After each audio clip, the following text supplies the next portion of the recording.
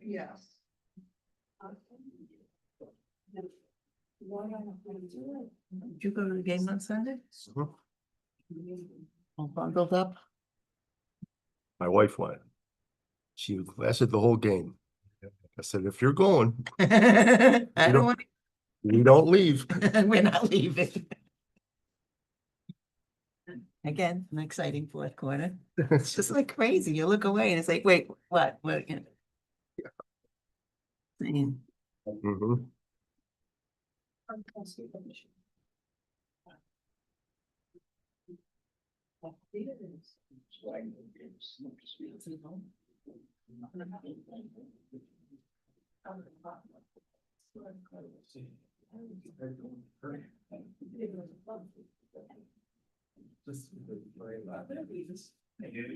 How are you? Are you very good to see you?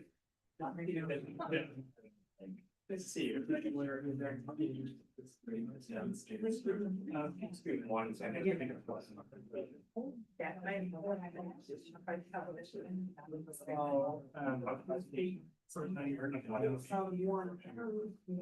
What's the best way to do this? No, that's. I do, and I can get that. Yeah, so get the laptop and then, join with the link, you have a link, I don't believe so. okay. Is there a way you can put it on your computer and just screen share? Try. I guess. Yes.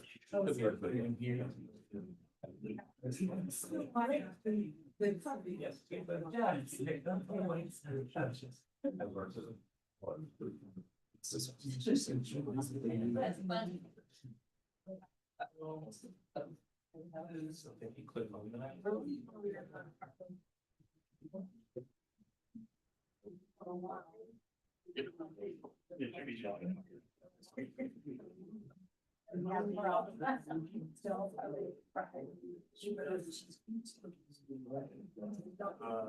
Do the.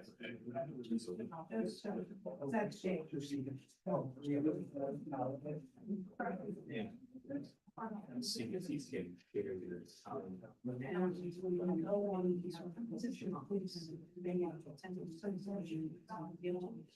I think if you, yeah. It's in place. If you go to the bottom and go to the YouTube screen. Oh, which, is this the Zoom, sorry, the Zoom. And of course, I'm here. Yeah. Share. Yeah, that should work. Oh, this one. I'm sorry. It should show your. yeah, that's it. He said, I was like, I got it. Yeah.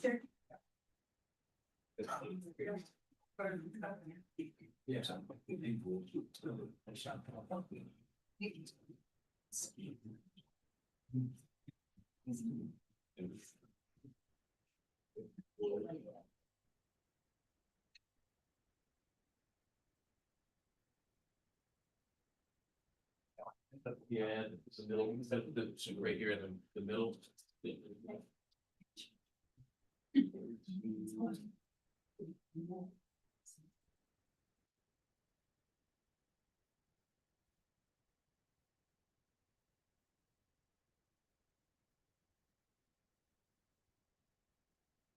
Pants hiding. Better go to one of the right pants. I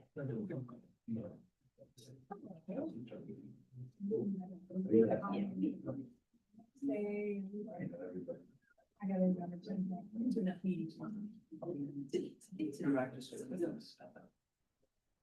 Spring.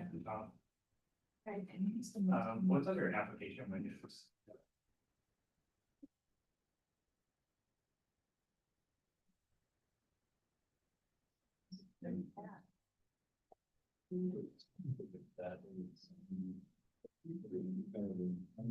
You're in that new tab, we gotta get to this to be that new tab.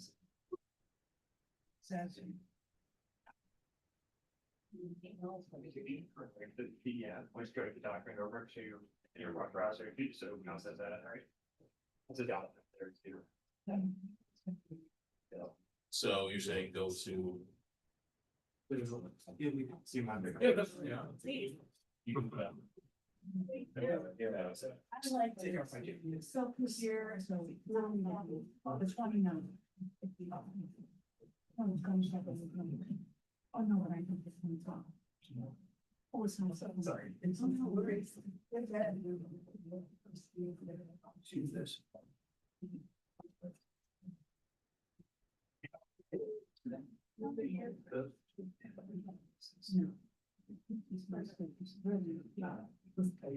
Can you show me where this is? Sorry, can you show me where this is?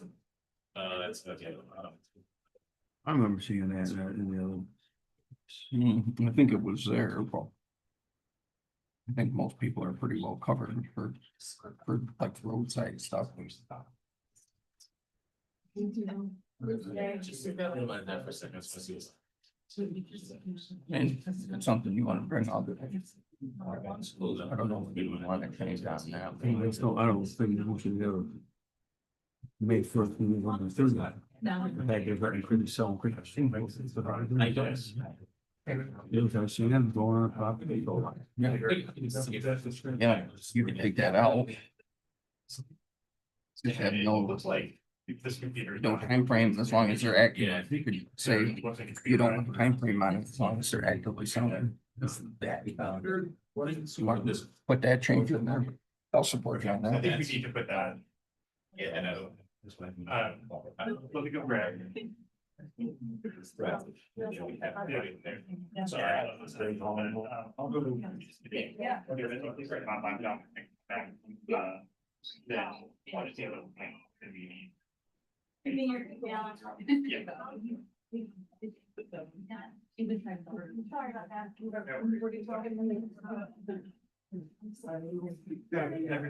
Never know how it's gonna go until you. Never a dumb for you. Yeah. You can actually keep that, so if you can put it. Yeah.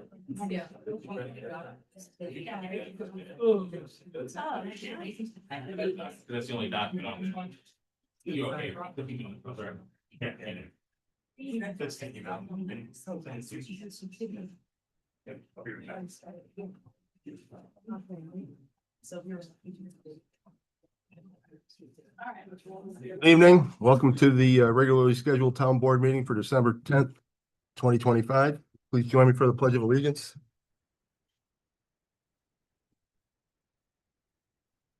Somebody move the flag. I pledge allegiance to the flag of the United States of America and to the republic which stands one nation under God, indivisible, with liberty and justice for all. Now, if you call the roll, please.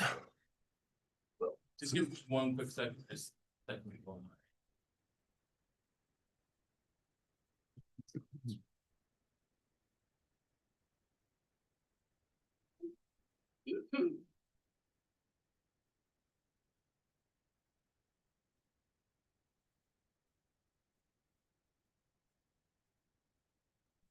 Person Hyde, Here.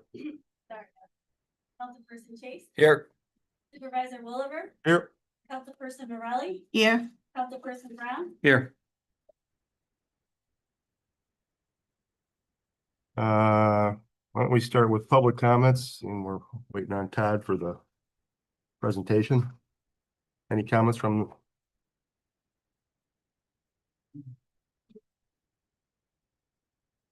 I'm going to reserve my public comments to use to ask questions of Mr. Nobby when he He- gives his He presentation. won't be taking questions. He won't be taking questions. No. How many people are here to ask questions of Mr. Nobby? Who made that rule? Bobby doesn't want to answer questions, that's all. We'll see what he has to say. Well, what were you gonna do tonight? He has a presentation.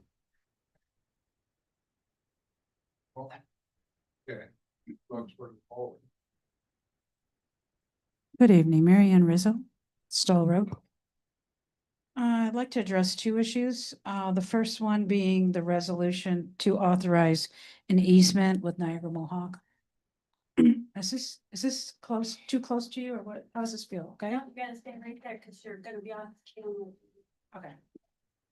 So what this easement means, what this proposal means is that you will be giving Niagara Mohawk an easement. I believe it's 0.33 acres of town-owned land. Is it about 0.33 acres of town-owned land? We have 8.3 acres of town-owned land on Gola Road. And that is a green space where the creek meets the river. And if you pass this tonight, you will be giving Niagara Mohawk the rights to cut down the trees and use 0.33 acres, I think, to put in power lines. So why is this important and why I'm urging you not to pass this resolution? It's important because this is public land and it's green space. But not only that, it's on the Genesee River. It's where the river meets the creek, the Honeyway Creek. So it's very sensitive environmental land. In fact, what we should be doing is adding more trees and bushes to this land because it's a riparian buffer. And what a riparian buffer does, it filters out pollutants, non-point source pollutants before it can get into the river. And if you give more or take more trees away from this, it's less functioning. And it might not sound like a lot, but every bit is important. In fact, we should increase this land if possible, which probably isn't. So I'm urging you to please do not say yes. And I'd like you to protect the Genesee River. There are several groups that are trying to protect the river quality and for lots of different reasons. And I'm asking you to to represent the citizens. Many citizens have come, not hundreds, but many have come before you, including the Conservation Board, has asked you not to give this easement to Niagara Mohawk. So I don't know, do you not care about the riparian buffer? Do you not believe that the riparian buffer is important? Or do you not feel like you need to represent the citizens who do care about the riparian buffer? And I have heard it said that the town will just have to go through what's called eminent domain. Well, so maybe we would have to go through eminent domain and we'll deal with that when it comes. And we'd still get money, probably more money with an eminent domain process. So they could relocate these power lines just slightly to the south and they can solve their problem. It's not up to our town to diminish what's important to the river and to the creek so that we can solve their problem. And I thought you took an oath for the citizens, not an oath to the power company. So I'm asking you to say no to this resolution. That's the first thing. The second thing I'd like to say is, I know that Todd Nobby is here representing Invenergy. I think it's Invenergy Horseshoe Solar, but please allow the citizens to ask questions. We have been waiting a long time to have him come to the board meeting. And they are here because we have a lot of concerns. So please, it might be a longer meeting. Please allow us to ask those questions. Thank you. Thank you.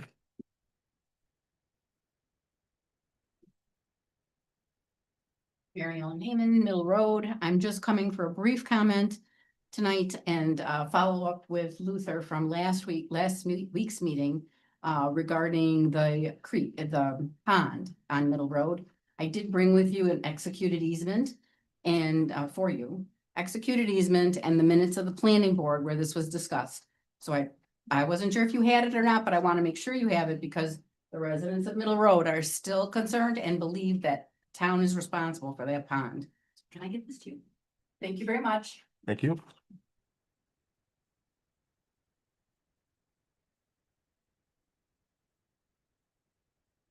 Carl Ost, 100 Woodruff Road. I had a chance to look at that, the pond street view as well as the engineering, from an engineering aspect. And it looks like it's currently filled in, and that's the town responsibility to clean it out so that it functions properly, because it is not functioning properly right now. It does not retain water, it just flows over. It looks like the culvert underneath the driveway right next to the pond is also silted in and needs to be maintained. Water is not flowing properly, water is not being retained properly. It's an issue. If the town has an easement, then it should be the town's responsibility. Also, for the Invenergy, I have questions as far as, does the town have a full set of plans? And were those plans reviewed? And was a permit issued? This isn't a question. and Good answer. questions. Okay. My understanding is Oris is still reviewing things, but that's a good question for Mr. Nobby. Okay, yeah, that's a good question. As far as the 8-inch pipe casings going underneath the railroad property and the river, it looks like it's now about 120 feet under there. The borings don't look like they're even at the location of the drilling, so how are we sure that the boring's accurate where they're actually gonna be doing the direct drilling? They're using injection chemicals. The master data sheets are there. They're supposedly not noxious. However, where is the water table? The boring information that's shown on the plans does not indicate where they hit water. By wells in that area, they're probably down 60, 70 feet. This pipe was below that area. So I'm concerned about the injection of chemicals into the water table. It's an issue, and I'd like to make sure that that's looked at. And the other thing, someone that was told me that they're planning on operating on the Saturdays and Sunday and weekends. Many people in this town worship the other sun on Sundays. So they would prefer not to have this activity done on the weekend if that's the case. But that's a good question for Mr. Nobby. Thank you. Thank you. Please, no applause. No, let's be respectful. Is breathing okay? That's a way I am John Van Roo. My address is 8089 East River Road. This is a letter that I sent out November 18th to Mr. Nobby. I have not had a reply yet. And it's about some information that we feel is necessary for the plot of land that we owned. We're sending this letter because we lack important information. We have the following questions and requests and would appreciate your written response by mail, return mail. What is the approximate date for testing? We request sufficient notice and agreement that we must be present. We'd like to be present during the test. We request that the testing be done before the drilling begins on the town of Rush side. Representatives from what company will take the water samples? Is the company certified by New York State to take water samples? If so, what is the certifying agency? Where will the water be sampled? The well itself, the holding tank in the house, a household faucet, or all three locations? Our home is located on 30.89 acres. Part of our acreage is in the National Wetlands Inventory. Will that area receive any runoff from drilling or subsequent solar installation? Where I'm located, I get the water from across the street both ways. It goes under the road, and on the other side of the street, it comes down. Okay, so it's dropped into my land. I brought this before the town board when Mr. Richardson was a supervisor. Nothing's ever been done about the water problem. Now, where they're going to locate the solar, there's also a wet part in there. And I had a county person come down a few years ago when they were draining the farmlands. And he told me to call him if there was any more water directed at my property. So the concern is there gonna be, nobody's told me if there's gonna be any type of a pond dug there? Or what is gonna happen with the water that's there, okay? And also, we have a tributary that runs into Honeywood Creek. And it goes down into to the river, to the Genesee River. That's the water goes through the woods and out a valley from my neighbor out into the river. So the question is that gonna affect other residents in our town? If there is some bad runoff or where this water's coming from. Most of all, too, I don't want my property flooded any longer than it is. There's years where you have to wait till after June to get in part of the back of the woods because of the water that I receive from every place else. So just to make that, Jerry Kuzi was down there and he walked it with me, so he was aware of the problem, the water problem we had there. So anyway, I wanted to bring that up. The other thing is I understand there's still a possibility that there could be a fire in that area and there was nothing done about the water. And I know we went through this. And I think the biggest reason we turned down the water coming down East River Road is because the residents, there was a mortgage taken out. I'm sorry, I don't, that 3-minute thing is a control thing. This is important to the residents of the town.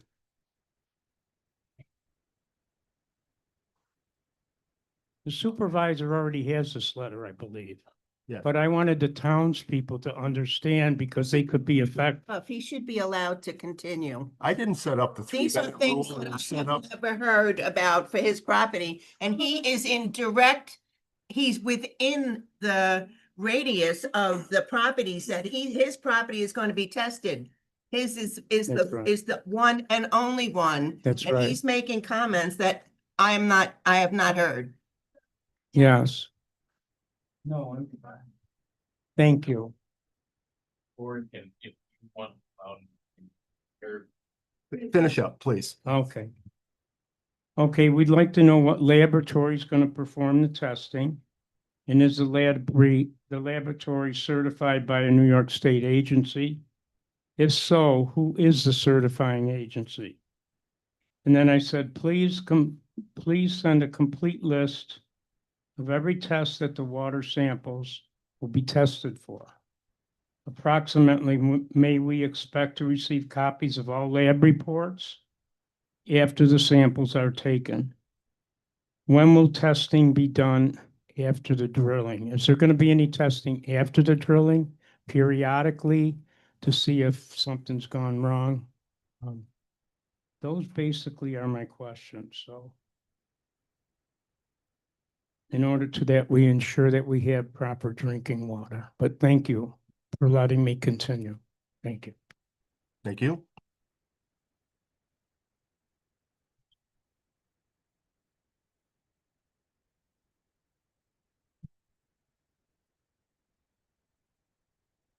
Catherine Hankins, 2353 Pinnacle Road. In terms of rules and procedures, it's the supervisor that is supposed to either give more time or not give time. I don't think that rule has changed. Somewhere along the way, it became the town clerk, but I don't think that's in the rules.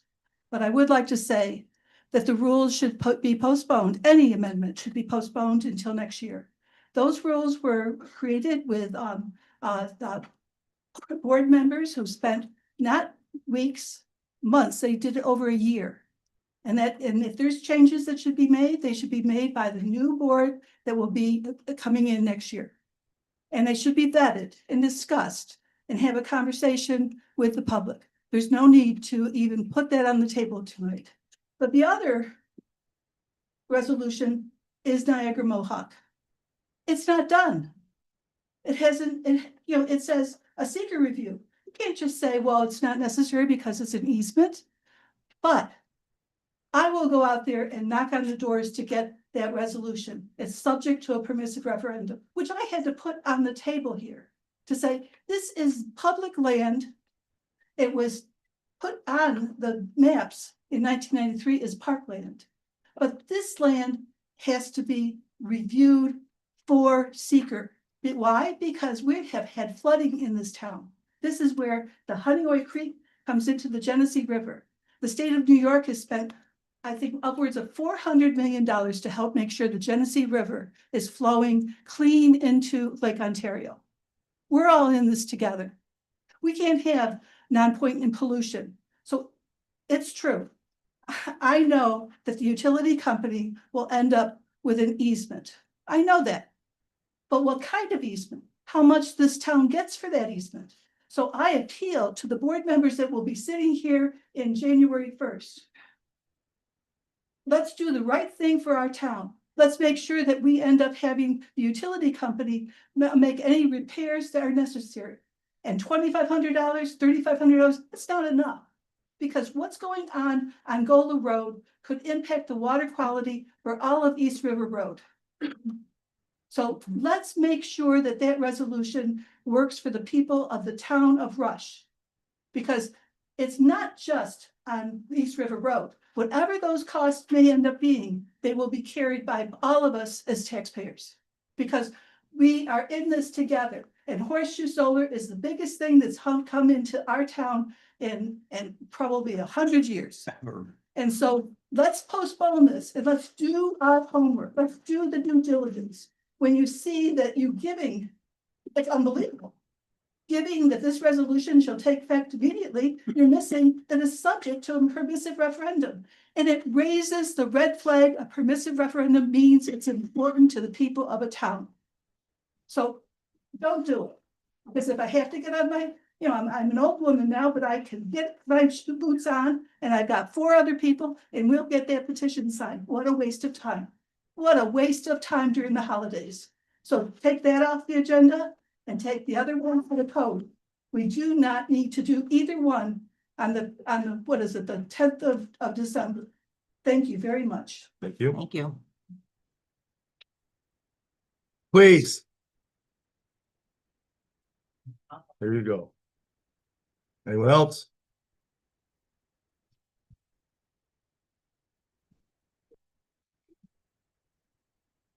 I want to say one more thing. So yeah, I am very concerned about the boring under the river and definitely about the chemicals that would be used for it. I'm concerned about the aquifer. My well is 60 feet deep. I'm not sure of the length or the whole how many miles my aquifer is. And I did receive a application from Invenergy, because I live on Stoll Road, that I was going to have my well tested before any development was going to happen. So I certainly expected that my well would be tested. And that's why I came to you, Dan, and I wrote the board members that I think we should have an environmental lawyer and use the intervenor funds or whatever that $42,000 that is now in the, I think it's in the operating budget or in the budget somewhere, not sure where. But we need to represent the citizens on all of these issues to make sure our wells are safe. And I'm so concerned about it. This week I did have my well tested through the Monroe County Department of Health. And it's costing me, I need to do it. It cost me about $500. And they tested for several things. I don't have the results. I wanted a pre-test. And just in case something happens with our wells. This is our livelihood. This is our life. This is the mainstay of our lives is our clean water. I've got great water. And so I'm so concerned about it. So I'm so glad I did this test this week. And I urge all the other residents in the area to do it too. But unfortunately, Invenergy should be doing it. Thank you. Anyone else? Yeah.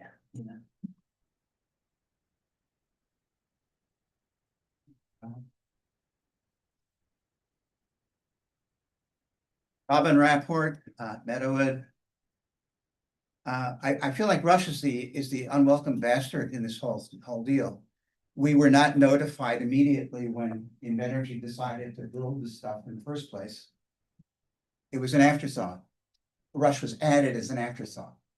The town supervisor at the time took no responsibility for information. She said she didn't get any information from Invenergy and didn't know what was happening. Months went by. I had to sue the Department of Public Services to get Invenergy to back off for whatever good it did. Because we weren't allotted, Rush was not allotted the correct amount of time according to Article 10 requirements. Fine, so we started off on a really rotten foot, okay? There's two issues that Todd needs to address. One, in 2019, when Invenergy went before the Department of Public Service, they were told you have to get a well survey of all the people in the area who may be affected by the building of the solar farm. This is before the water bullshit, the water underground was mentioned. Invenergy said, no, we don't need to do that. We don't need to talk to the people. We don't need to do a survey. It will just frighten people. They'll be concerned about the water in their wells, and it's unnecessary. We're not going to do any damage. Solar energy does not cause problems in the well water because it's the sun and it doesn't touch the ground. Well, that's garbage because they're going to build 40,000 to 80,000 20-foot steel piers, which will be driven into the ground to support the solar array. In addition, they've got 222 feet of drilling under the Genesee River and tributaries. Underneath Rush, for 200 miles north and south, and maybe about 80 miles east and west, is the Genesee River aquifer, for a better choice. This topology, this geography is based on a very permeable amount of limestone called karst, which basically is like it's like Swiss cheese. A lot of channels that run through the ground. Any damage to any portion of the land above this area has gross repercussions. Okay, for instance, the USGS, whatever they are, USGS, Geological. says that the limestone terrain of Rush and the surrounding areas is extremely susceptible to contamination due to the multi-channel character, that's the karst, which sources the water from the Genesee River watershed. The USGS indicates that shallow horizontal drilling under a river exposes these limestone karst channels to the maximum potential for contamination. Both the USGS and the New York State DEC recommend extensive pre-testing of public and private water sources prior to any extensive disturbance of the karst terrain under the HSS site, which includes the drilling and the stanchions, the piers for supporting the arrays. Initially, at some point, Todd Kobe indicated that there would be testing of the water prior to drilling. I don't think that's happening because the drilling is scheduled to go pretty soon, and no one's notified me about any testing.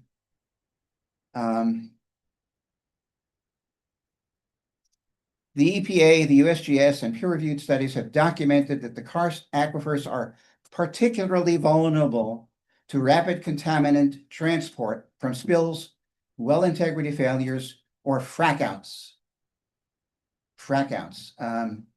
The equipment being used to drill under the Genesee is the same equipment used for fracking, for oil exploration, whatever. Tremendous, huge machines, 600 horsepower machines. I looked at some of the John Deere equipment, and if you get a 50-foot combine, that's only 550 horsepower. That's less, it's smaller than what they're going to be drilling with 600 horsepower machines.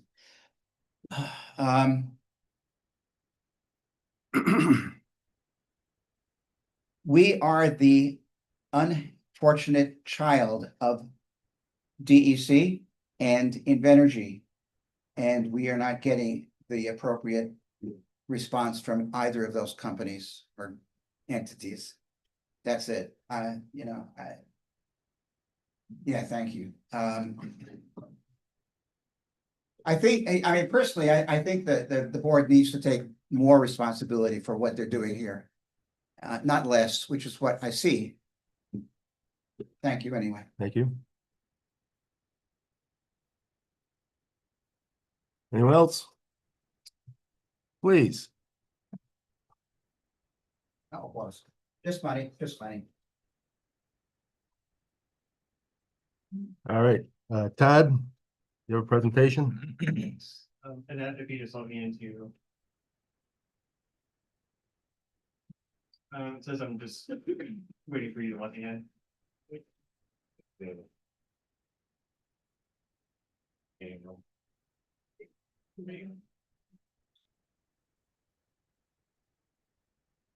was just the.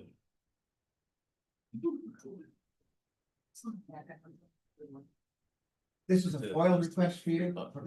Energy. Okay.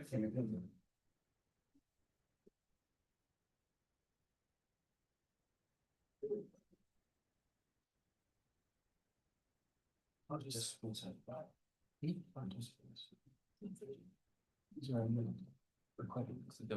See if. There it is up on the top, but Admit. so he's probably the green one, so you gotta scroll down. You can just take a look at it and get rid of that. And now. You should see him when he comes right there. Then I have to share. Yes. Thank you.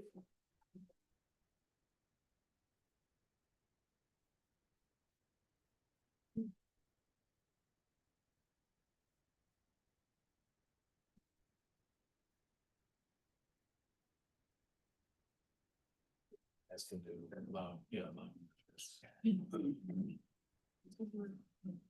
Is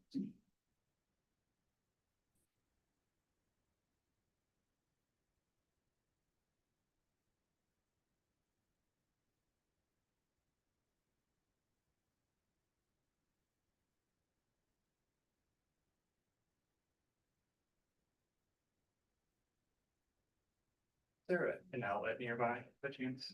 Just. This is mobile, this, again, yeah, fine. Beer time, we got it.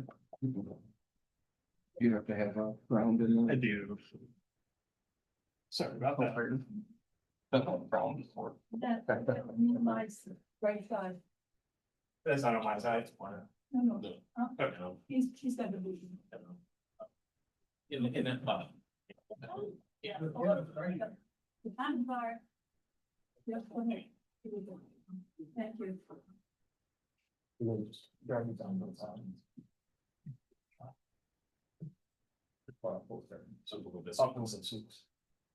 Right, good. Sure. Well, hi everyone, I'm Todd Nobby. I'm a manager and one of the project developers for the Horseshoe Solar Project.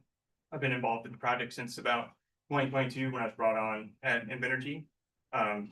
So thanks Dan for having me come tonight and give a general project update.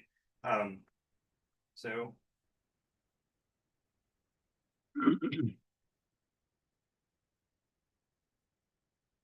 Move over a little bit to the left, see it. I mean.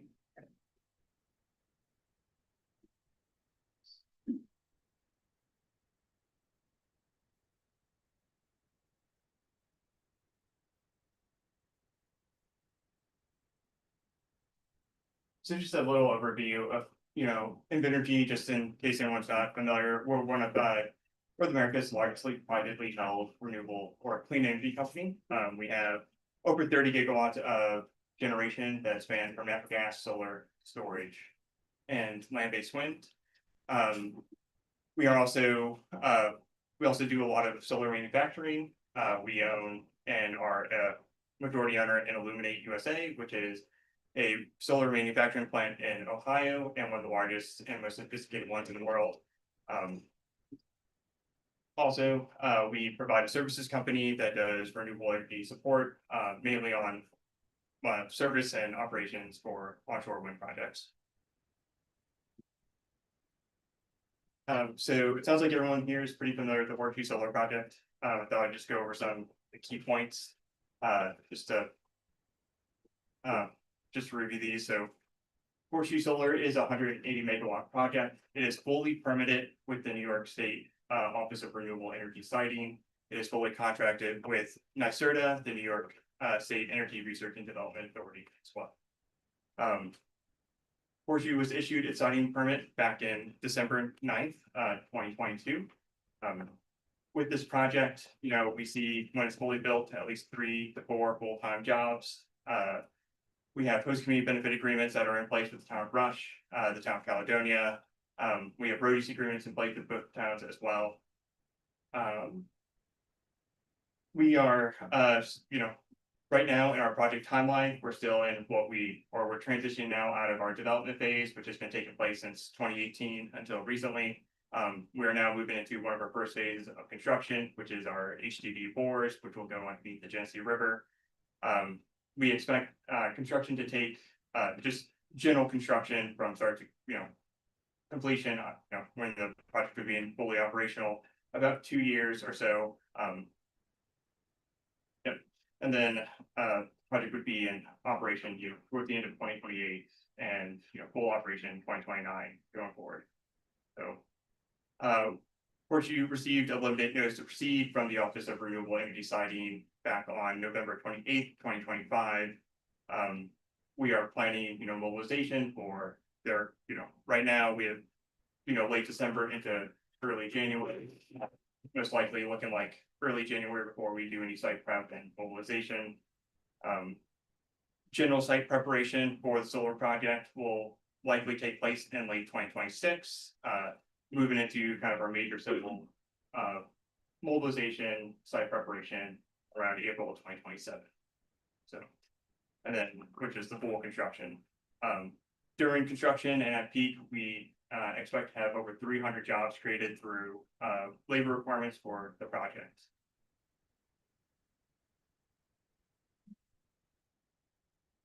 So I just want to give a brief overview of the Genesee River bores. So as I mentioned earlier, the project was issued a limited notice to proceed by the Office of Renewable Energy Siting on November 28th, 2025. The main scope of this work is to install 7 conduits via horizontal directional drilling underneath the Genesee River to connect the west side of our project to the east side. We anticipate, as I mentioned, this to start in late December, early January of next year. We are more likely just going to postpone until early January of 2026 before we do any site mobilization. Main traffic routes for this construction will be our 2 county roads, 255, Route 251, excuse me, down to East River Road, down to the Town Road, Goler Road. And then we expect this work to be completed towards the end of Q1 2026, early Q2 2026. So around the end of April is our projected timescale. So there's a high level schedule right here of the work that shows mobilization, the approximate construction work that take place for the HDD installation. Sorry, it's a little blurry. These will be included with the minutes, so you'll be able to look at them. So yeah, we anticipate each bore to take about 3 weeks to conduct and finish from start to finish. So and then after everything's installed, we'll demobilize and restore the grounds back to its kind of pre-construction conditions, and they'll be ready for the landowners to use for the next harvest cycle.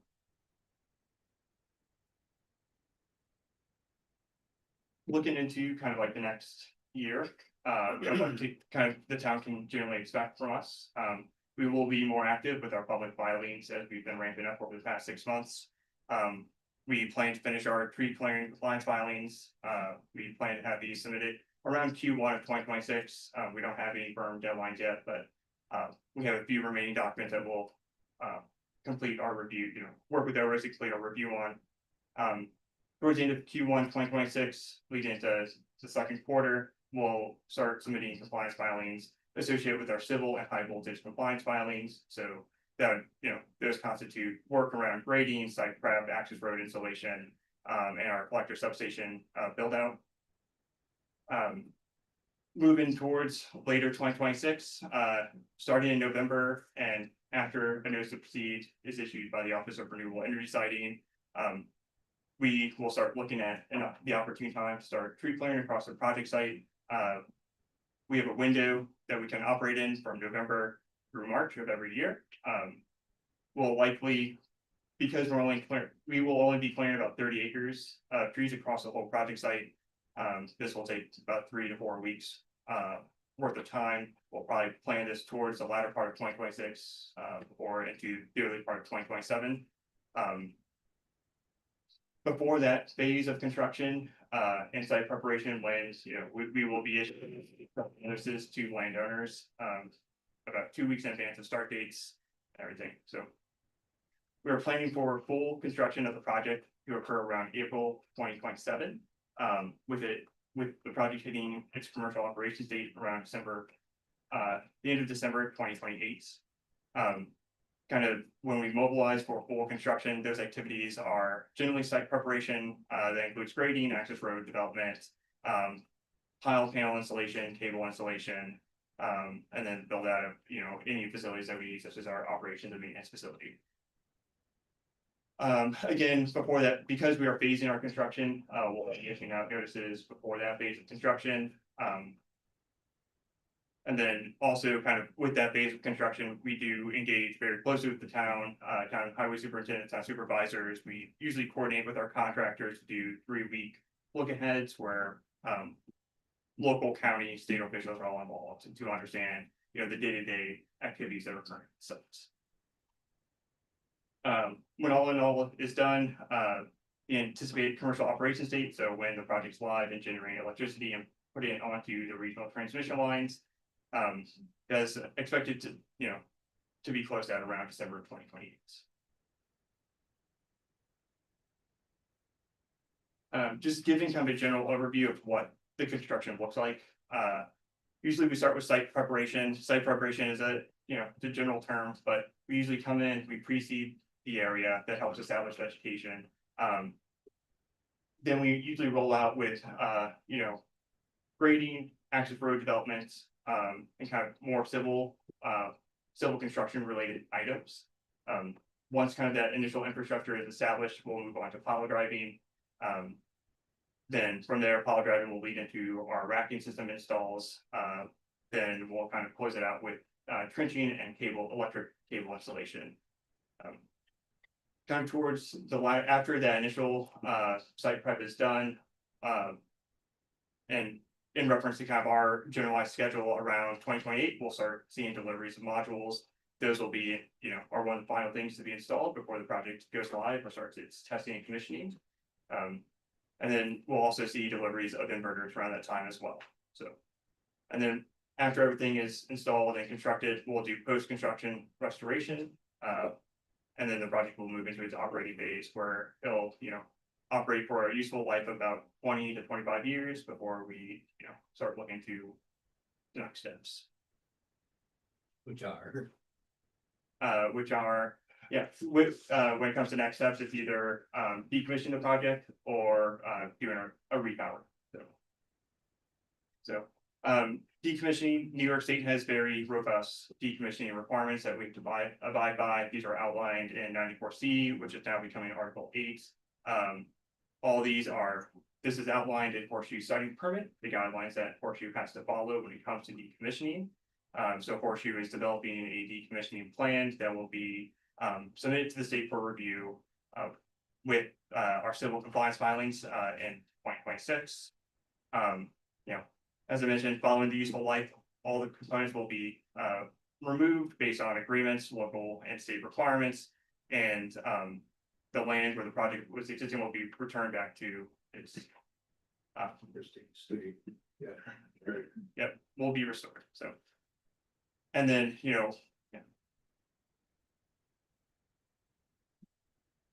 that's kind of just a general update we have for the board.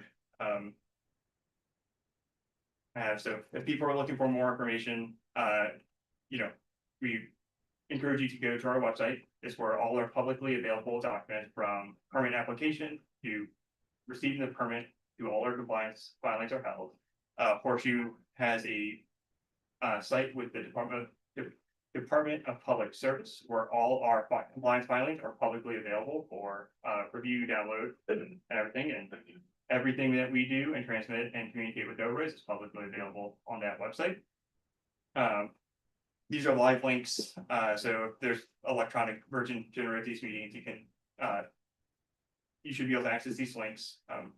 If people have any questions or very specific questions about the project itself, we encourage you to reach out to us at horseshoe_solar@invenergy.com. That will go to me and a team, and we will work to provide you with answers to your questions that you have for us. Well, we got you right now, so how safe are the panels? Please. Where do they go to get recycled? We're not taking questions. Well, it's food for thought.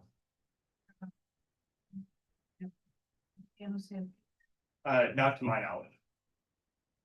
No, cadmium is sufficient. Not a problem. Dan, I don't know if you or any of the board members have. When can people in the affected area expect to have their wells tested? Yeah, so when it comes to well testing, our siting permit stipulates the distances from individual construction activities, so trenching for cables, pile driving, HDD activities. The siting permit, which are based off standard like state specific conditions outlined in 94C and Article 8 regulations. Those detail out the distances from those activities that we need to test wells within.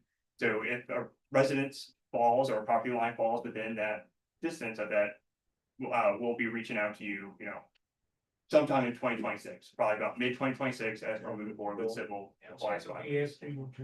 Built, right? So You need to trust before you. Please. So From what I understand, there's just one property that's within, there's one within the horizontal directional drilling of the Genesee River. There's one property that falls within the 500-foot testing requirements set by New York State that we needed to reach out to. So we've contacted that landowner. There's no structures, no wells on their property. They've confirmed that with us. I've discussed with Supervisor Wolver. We expanded that buffer to 1,000 foot based on HDD. That included one other property, John, that's yours. So I do apologize. I've not received that letter that you presented when you gave your public comment. So I'm happy to touch base with you after, discuss the next steps. But there's only one of them. Sent the letter to where he was told to send it. Registered receipt requested. So I have not received a letter. So Did you move the address? I mean, my mail was returned at the address given to me for you. So what address are you using? we are using our current Ithaca office address, which is 123 West State Street, Ithaca, New York.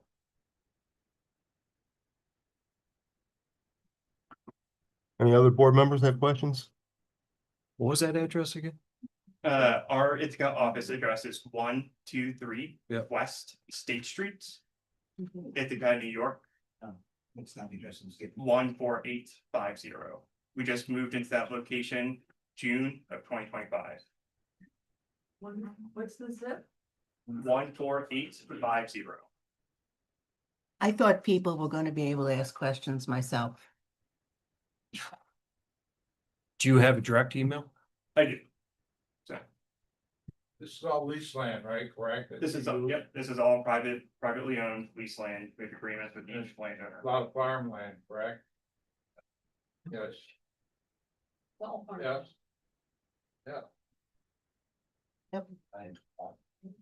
Do you have a No. contingency plan should something go wrong? Go as a, And but Can't hear, I'm taking Well- oath and I can't hear, could you please be quiet? less than a mile from here. I can show you a spot, side of a football field, no farm field, it's about 4 feet. No reason other than the fact that the droughts. They think it's the droughts, what the water has changed. And, basically, if there was a house on it, it was lost.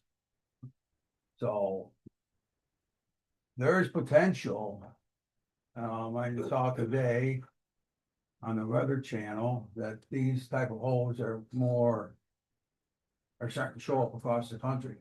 Because of the droughts that we've had. And I'm just wondering, we're drilling holes under the river. We're gonna have a lot of equipment over there. And, I mean, I hope nothing goes wrong. But Yeah. you have any type of contingency plan for the water. Yeah, so all our documents related to the scope of work are filed on our DPS website, the DMM. So I encourage, first to go there, but we will have representatives from DPS on site monitoring the work. We'll have also environmental monitors, agricultural monitors, all on site watching, what's going on, monitoring conditions. And, if there is something that, it does not go according to plan, we have a plan to address it, and so do our contractors. And there's a chain that we will follow to communicate to emergency officials, to state officials, town officials, etc. Okay.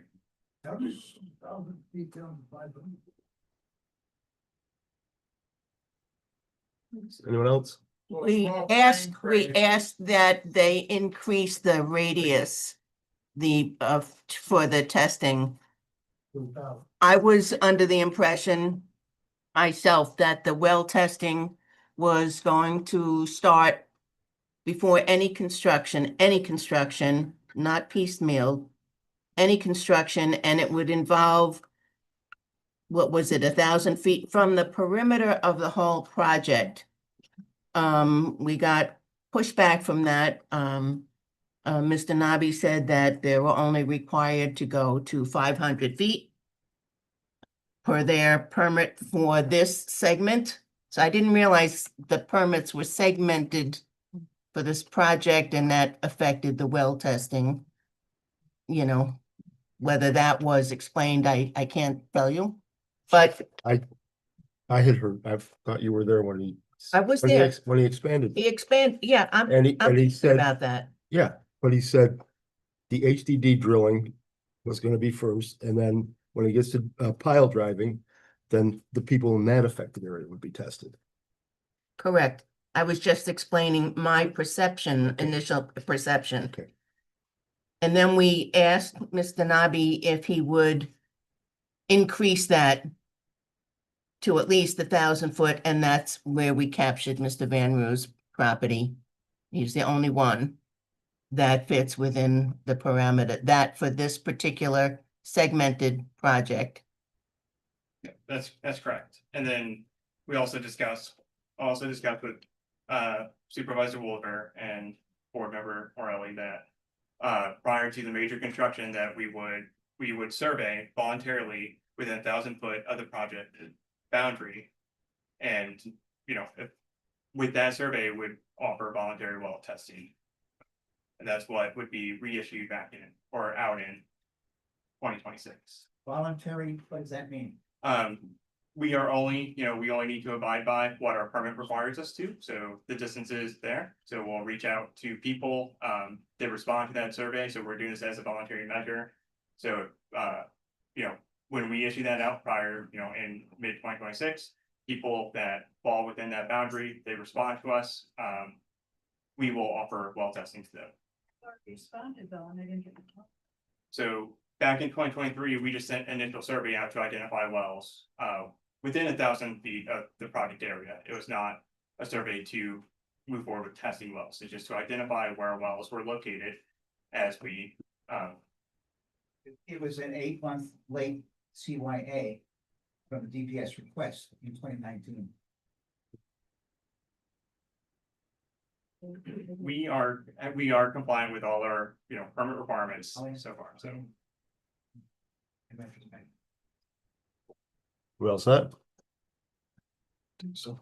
And this material that you have presented will be added to the minutes, correct? So Yes, that we I- can see it better. Yep, I gave flash drive with this presentation on it, so it should be included with the minutes. I can also email a copy over to Dan, Jean, and Annette as well. Thank you. One else, in fact, I'm gonna give you enough evidence to determine whether they're gonna do it. That's a good. Thank you. Thanks, Dan. Moving on. Point of reference. That. The damage to the karst geology. Doesn't happen overnight. We're talking months, if not years. For the damage to proceed. Throughout the area that it will proceed to. So. Stay tuned.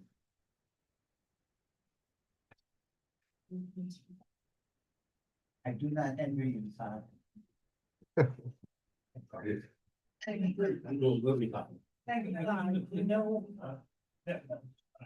Thank you for coming tonight, Todd.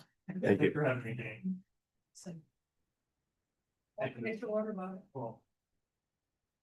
Moving on, we have a public hearing to discuss disability exemptions. Annette, if you'd read the notice. What is the public hearing local law number of 2025 amending chapter 103, article 5, exception for persons with disabilities and limited incomes? Please take notice, the public hearing will be held by the Town of Rush Town Board at the Rush Town offices, 5977 East Henrietta Road, Rush, New York, on the 10th of December, 2025 at 7:55 local time for the purpose of amending the Town of Rush Town Code by amending chapter 103, article 5, exceptions for persons with social security classification disabilities and limited income. All parties are asked to attend and will be heard in favor or opposed to or to submit written comments concerning the local law. Dated December 2nd, 2025, by order of the Town Rush Town Board. Thank you. All right, just have one name on the sign-up sheet, Catherine.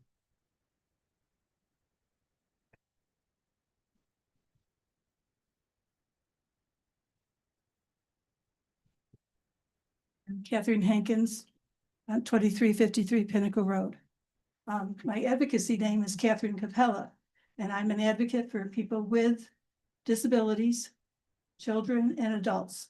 This legislation is important to make sure that adults and families with disabilities can stay in their community. I had brought this up 3 years ago, so it's great that we're finally passing it along with the limited income for seniors. Whenever we do something for seniors, we should realize that the laws were changed quite a long time ago. George Bush, 1990. So whenever you think of people, seniors, children, think people with and without disabilities. So I wanted to take that opportunity. I'm grateful that we finally have done this, but it is disconcerting that I had to bring this up to our assessor. And it's very disconcerting that I had to bring it up a half a dozen times to our town board, but I am glad that it's finally done. And I'm thankful that we're finally getting this on the books. Thank you. Thank you.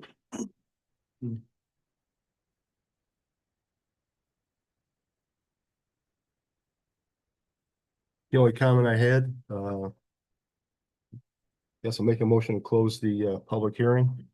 I think there's more comments. I don't know. Okay, I'm sorry. Only one person signed up. I know. We should ask if there's anybody else, because those were given to you pretty quickly. Sorry. I only got this meeting and the next one to open my mouth on a regular basis, so get ready. I'm ready. Motion to close the public hearing. I'll second it.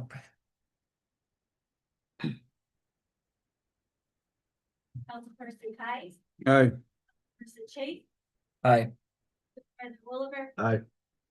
Person Morelli, Aye. Aye. Now we have a public hearing to discuss the changes to the R20 and R30 zoning districts.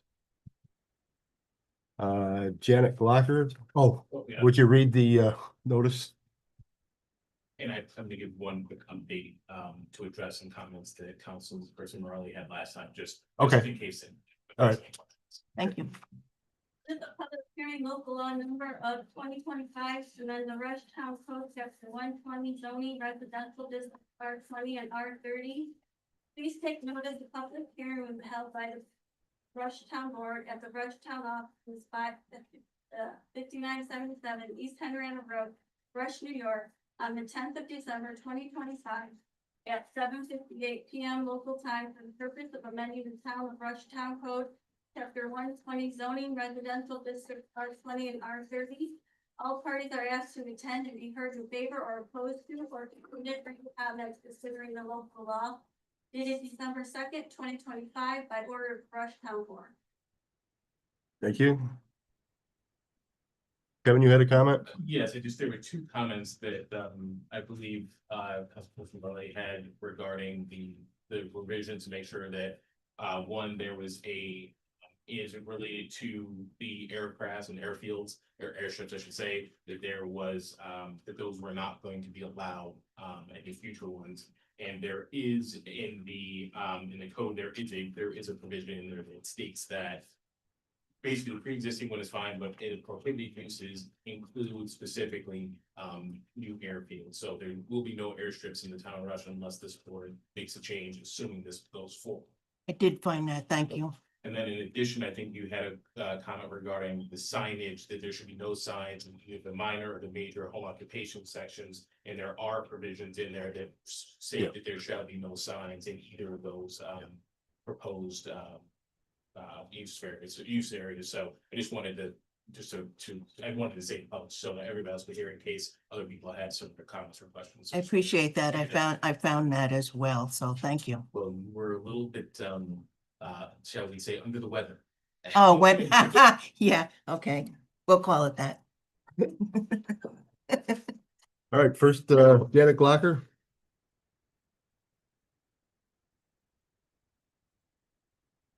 Good evening, Janet Glocker, Rush resident since 1976.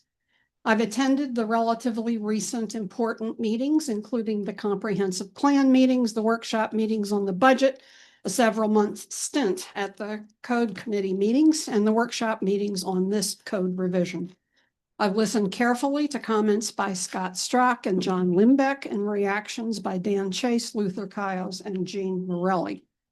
What I've learned from these meetings guide my comments tonight. I'm not going to go through the proposed code or opining about the number of dogs a homeowner can have or the number of axles on trucks parked in the driveway. Rather, I will state my views on what should guide decisions and offer a potentially different way to address the R20, R30 minor and major occupation issues best stated by Dan Chase and Jean Morelli, with Luther Kies adding the historical perspective and urging the town board to address hard issues now and not repeat the mistakes of previous boards who did not codify their decisions. First, we should all be guided by the comprehensive plan. The New York Department of State is clear that zoning laws must be adopted in accordance with the comprehensive plan. We're fortunate that an astounding number of Rush residents responded to the survey, according to the consultant. The residents have told you what they want. The budget should be a resource plan to accomplish what the residents want. Unfortunately, in 2026, the budget plans to spend a significant percentage of the rainy day fund. Lots of time was spent on attempts to limit spending on small items, tombstone repair, for example. As to revenue enhancement, not so much. Can this code discussion generate revenues for the town not now collected? Yes, I think so. The Code Committee has presented thorough research on what other towns have considered as appropriate for their circumstances. And the Code Committee pointed out the anomalous situation of several large businesses existing in residential zones and suggested a new zoning code to make those businesses conform to the code not by creating a path forward for the businesses, but creating a portion of the code that accommodates their existence. With respect to R20 and R30, I support the comprehensive plan's emphasis on Rush being a rural, agricultural, residential community. I'm glad that Ag and Markets has rules that support and protect our rural and agricultural emphasis with respect to the zoning code. I want the rest of the code to protect the residential emphasis in the comprehensive plan survey. I understand that Rush has concentrated housing, for example, on Middle Road, as well as homes on significant parcels of land where neighbors are distant from one another in the southern part of the town. I understand the oft-stated belief that I should be able to do what I want on my land, and then it's nobody's business what I choose to do. However, that assertion is correctly mitigated by decades of law that acknowledge that your right to do what you want must be tempered by my right to enjoy my property free of any nuisance or disturbance you create.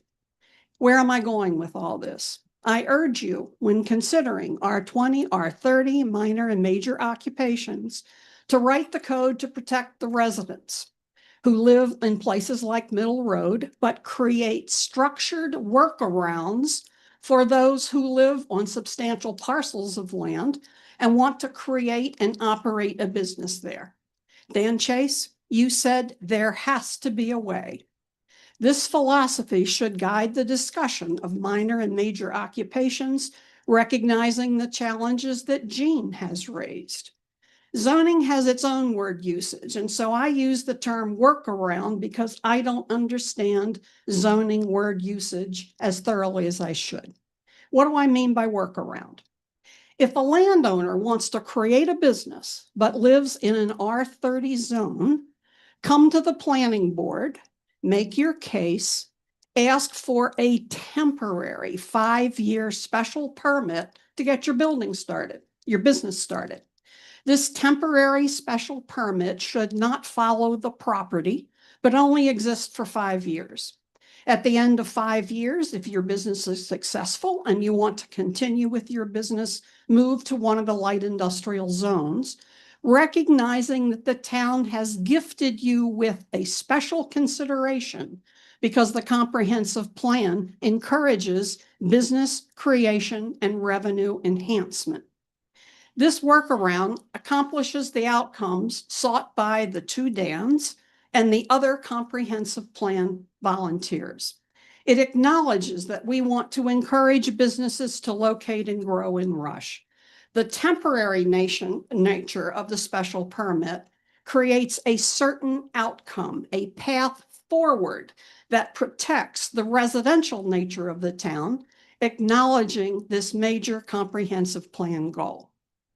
In my mind, the more complicated issue is what do we do with the already established large businesses in residential zones? I believe the Code Committee delineated 5 or 6 of them. Here's a potential workaround to consider. We ask those businesses to work with the planning board to carve out a parcel of that land that is business related.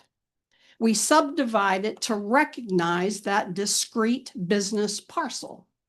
And then, for the purpose of property taxes, we assess that discrete parcel as you would for a business. In other words, don't use homeowner assessment processes for that discrete business parcel.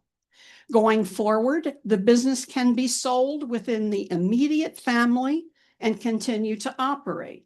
This was a suggestion made by Luther.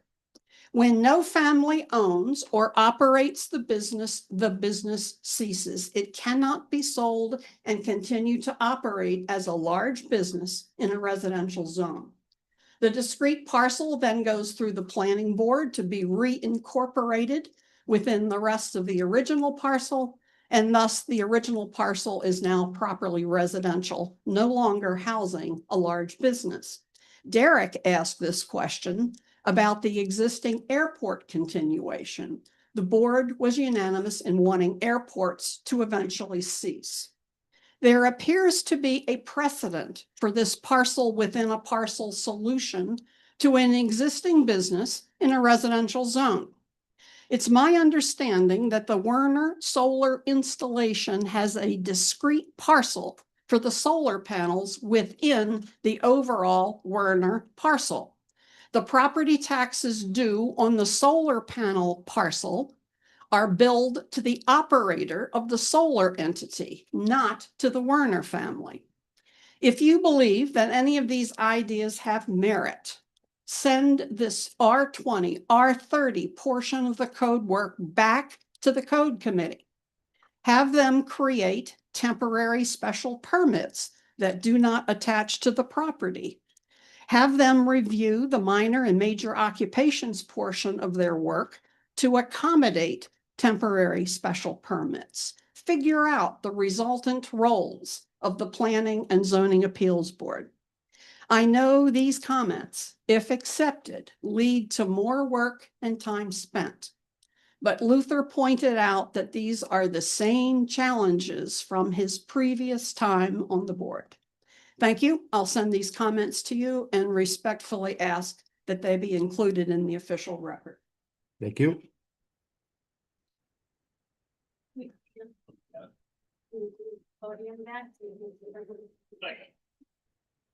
Got it, Kevin? Thanks.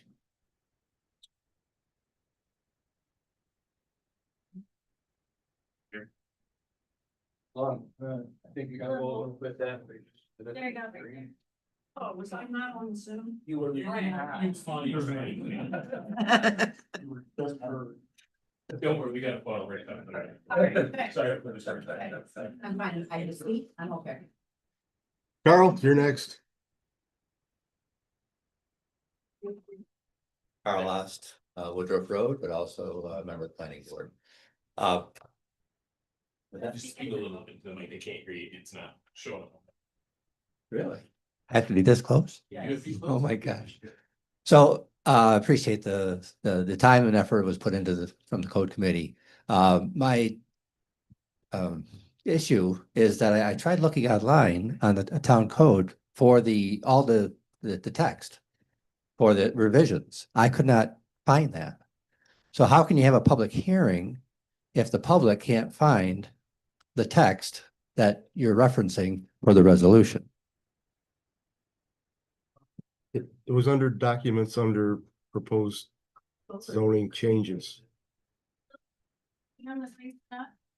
We've added the links onto your agendas where you can go look at the town code and the other law that we're talking. I logged right onto the town code and under the documents there. And all I found was the resolution, not the document. Okay, so if everyone has that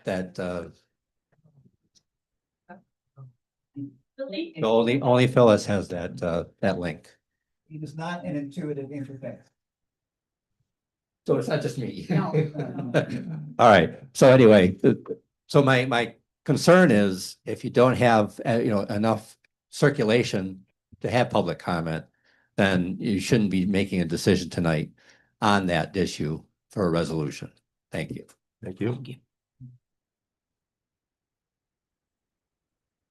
John Morelli. Speaker. Pardon? Speaker. Yes. Oh. You Okay. thought you were signing on the meeting, you signed up to speak. Mary Ann?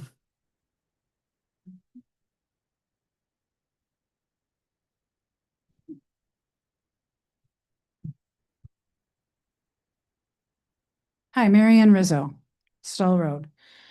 So I talked to some community members about this and I know you've been working on it a long time. I know you put a lot of effort into it. And I do appreciate that. A lot of the community members really don't know what's going on. So I urge you to have a sit down public forum with a question and answer. I've got a lot of questions tonight. I don't think you're going to answer them. But I think we need a community conversation. The issues are about home occupations, minor home occupations, major home occupations. I'm going through a little bit of this, mostly for people who will be seeing this on YouTube.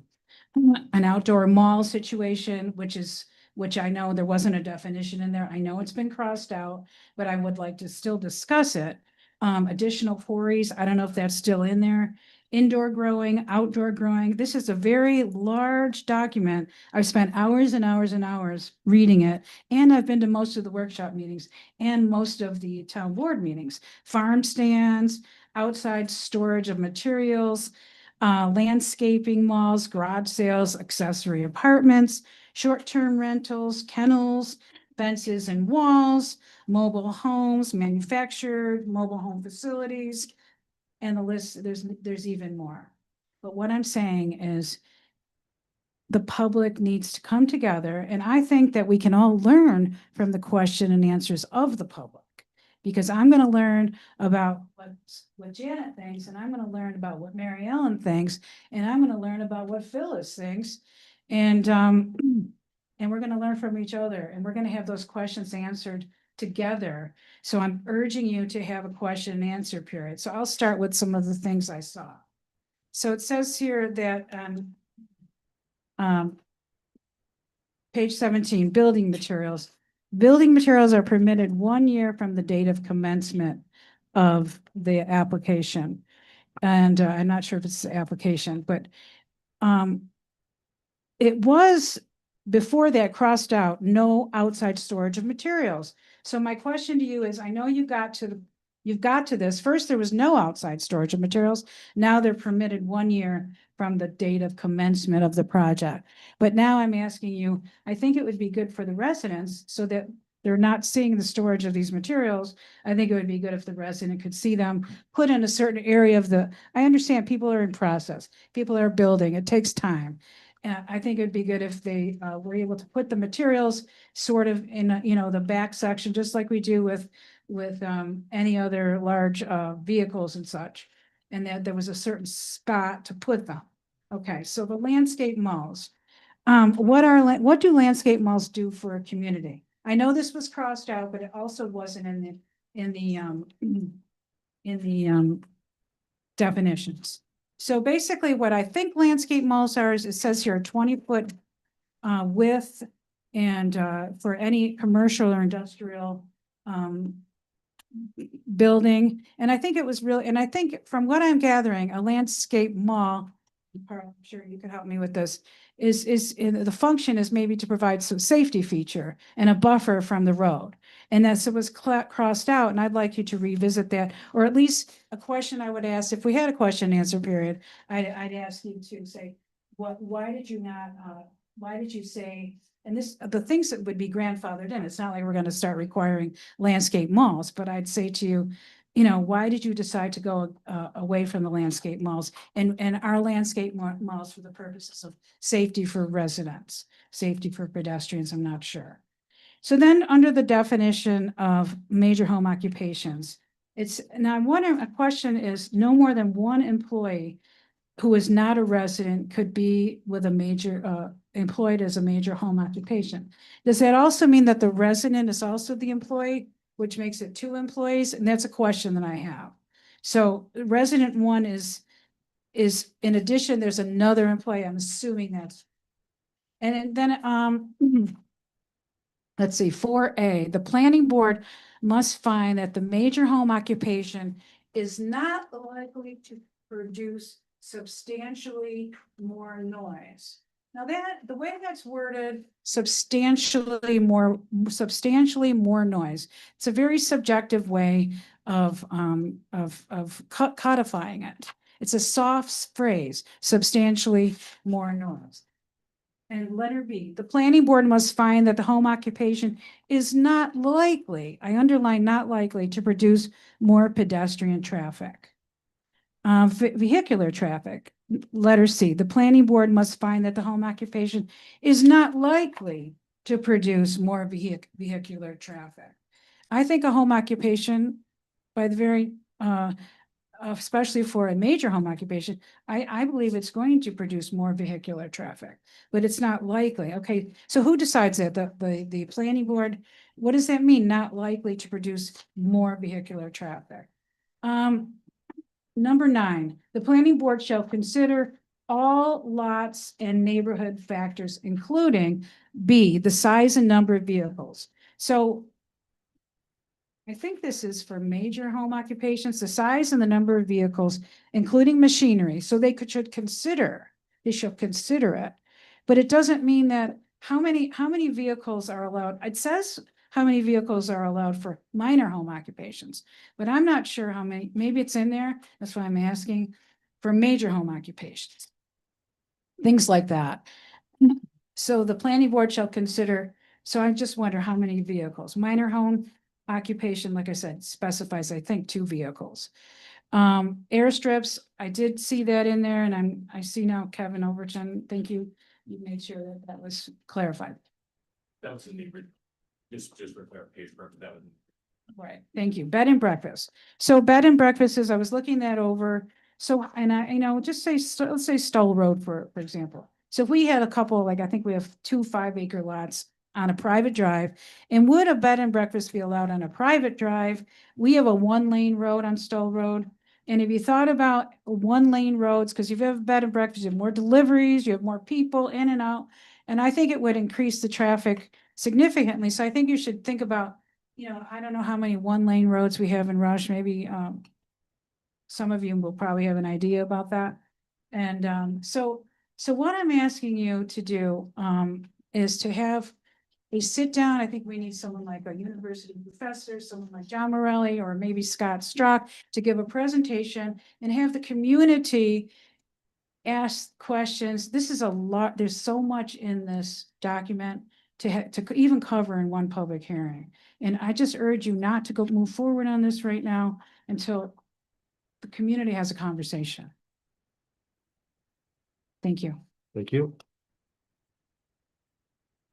Kelsey?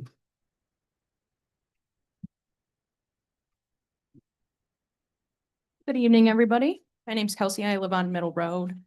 In reading the new updated code or proposed code, I found a differing level of specificity among the new code changes. So for example, when talking about dog kennels, there's very specific provision that it has to land on, and this is commercial dog kennels, a plot that's 10 acres and there can only be this many dogs. And it's very specific, I think 4 to 12 dogs. But then oddly, in different sections of the code, like when we're talking about a quarry or, gravel mining, no specificity there on what restrictions there may be. Right. So my concern as a resident, especially in a more populated area or more condensed area like Middle Road, where we have driveways right across from one another, a lot of headlights already come through as just people living their day-to-day lives. Where are some of those potential restrictions in terms of lot size or things that might help kind of control the areas, even in a residential area where some of these activities could happen? I know most of the sort of special provisions, there's special permits that are sort of, throughout the code proposed to go to the planning board, and a discussion to happen there among the planning board for special permits to be issued for a lot of these different residential use cases. I'd like to know, in going to the planning board, would there be a public hearing mandated for every single special permit that would be reviewed? Is that something that's decided just among the planning board, or does the public and the residents There's next a public hearing on every application. for special permits as well? Okay, yeah, I wanted to confirm that and make sure. I didn't see it elsewhere in the code that exists as well. So those are my main comments. Just would love to see a little bit more consistency if we're going to put guardrails around some of these different minor and major home occupations, to just be consistent about it throughout the code. And then obviously with the public hearings for residents to be able to have comment on specific use cases that do come up. Thank you. Thank you. Catherine?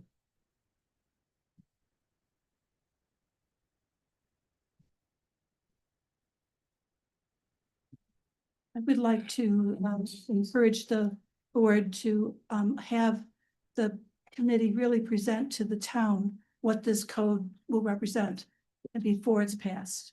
I have never worked on the code in this town, but I have in the town of Fleming, where the interest was protecting the lake and protecting agriculture, and recognizing that there were a lot of people moving in to have comfortable, safe, enjoyable residences. So we ended up with 3 major factors.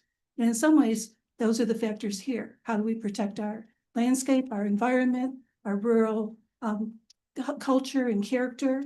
Whether we're on Middle Road or whether we're on Stony Brook Road, wherever we are. How do we do that and still recognize that there are many people who have businesses at home? After COVID, it even blossomed even more. But some of the questions that were raised today are not answered. And I'm with Carl. I could not find it. You know, I'm pretty good with the commuter. I couldn't find it, and it seems I don't think it's even gotten to the planning board to say, hey, how could you use this code? What would it mean to you? Where's the problems here? What's the language mean? Do we need more definitions? And most important, the zoning code, the zoning board of appeals, because when people don't understand the code, that's where they go, where it's not clear. Now, I've actually helped a few residents go to the zoning board of appeals to make sure that they got our code clarified so that they could run their business. And it was daunting, but it was at that door. And the zoning board of appeals should have an opportunity. The conservation board should have an opportunity. So maybe you have done a phenomenal job, but it needs to have what Marianne alluded to as a community conversation, but even more intense. How will this be used by residents who are here, new people who want to come into our town, and have that really worked out? We learned a lot of lessons with the dollar store. We learned a lot of lessons, and we had a code that immediately the applicant wanted to change and go to the zoning board of appeals and have the size of the parking lot changed, have this changed, and have extensions. You know, there has to be more in a code to make sure that we engage and invite businesses that fit into the character of our town and align, just as was said, with our comprehensive plan. So it's a lot of work done, but I think sometimes that 10% that has to be done is the most important. And one is always building it out. If you can do it, what can I do too? So again, in the world of advocacy, that's always what people have to start to think. How many people are going to knock on the door to want what you want? How much can we bear? And just like with solar, we ended up with a limit to how many acres could be for solar. So I don't know enough about what these 45 pages mean, because I don't have enough, I don't have anyone coaching me, and that's what a presentation can do. You know, I was actually surprised at the conversation about Invenergy, because when that first started out, they were going to be partners with our community. You know, really partners with those who they were going to work with our town. And it seems that that's not quite clear anymore. So, you know, has anybody asked them if things don't go right, are they going to put water down East River Road? What are they going to do to make sure our people are protected? So just the same way with the easement, the job is so clear. How is this going to work for people that we don't know yet? Is it going to invite people in and have them be supported by the zoning code? So please, take a deep breath and let's revisit this in the new year and have all of you come back as to say where you were coming from. I don't even know where all the committee members are. But let's have a presentation. There's been no presentation that I know of, but I went through the minutes. I know that there's been 5 special workshops. I'm not really fond of special workshops because it always leaves me out. You know, I'm special in my own way, but I can't come. I have too many other things to do. So when you're meeting in a special workshop, I don't always get the minutes, don't mean much of anything except that you had a discussion. So, you know, if they made me queen for the day, I wouldn't have any more special workshops. I'd have workshops where the public was invited and could listen to what you're doing.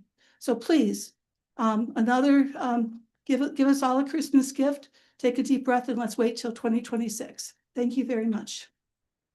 Thank you. That's everyone on my sheet.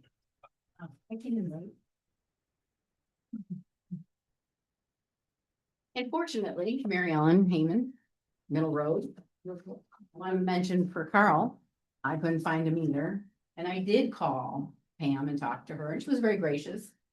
But I called her at 1 o'clock in the afternoon and I tried to find it at 6 o'clock at night, so it didn't work for him. And it would be easier, and hopefully with the new administration coming in, things can be right on the front page that you can just click and say, this is what I want for tonight. But that's neither here nor there. I'd also like to say that I strongly support Catherine Blocker's comments. They were very. Janet. Janet, sorry, Janet. Who's the Catherine? That was the second one. I gotta look at you. Yes. Anyway, back to her comments. They were thoughtful, they were reflective, they had positive things that were in there for the future, especially additional revenue. At the last meeting, Dan Chase was so gracious to say that we were having a meeting because he wanted to hear what the residents had to say. And tonight, the residents who are here and have taken the time this week to come out 2 weeks before Christmas with lots of things going on in December, have pretty much echoed the fact that this particular change is not ready yet.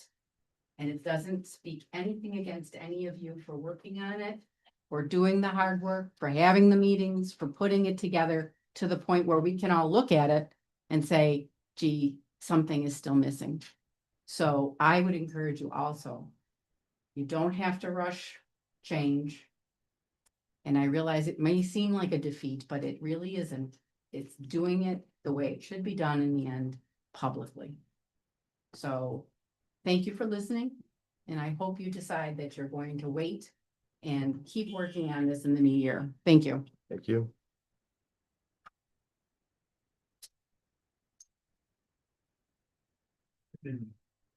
We had kids. I brought this up last meeting. I brought this up the last meeting to give you guys time to think about it. And I also asked the supervisor this week not to even put it on the agenda. I think it's too soon. We need to continue to look at it and make any necessary changes that we make. So I'd like to ask you, wait until next year. And I also told the supervisor that I would be more than willing to have him work with me to continue his work. And I'd be willing to accept all of his work with him. Thank you. Thank you.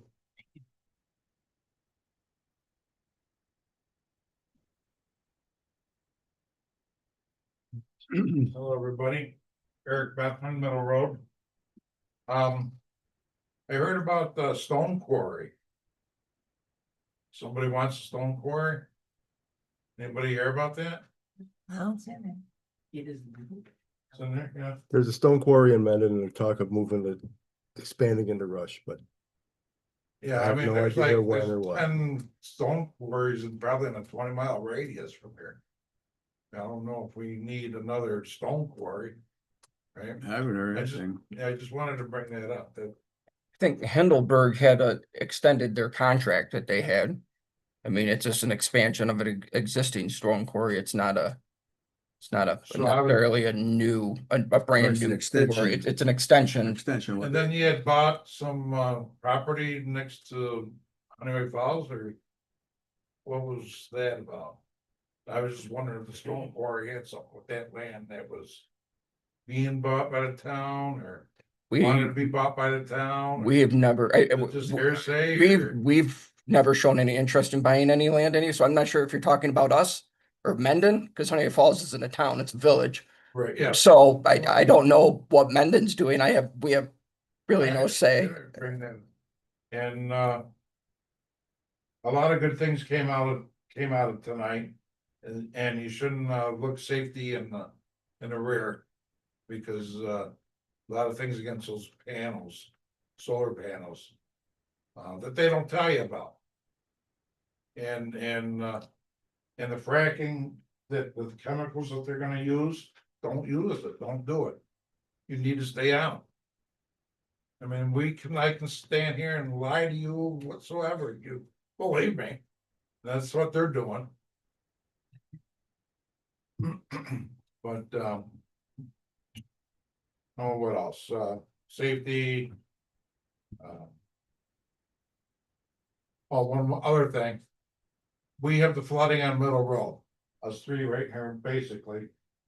And I'm surprised at with the past meetings that, talking to the supervisor here, that we haven't been invited yet over to Chase's to look at their retention pond. That's something that's simple that we could set up maybe.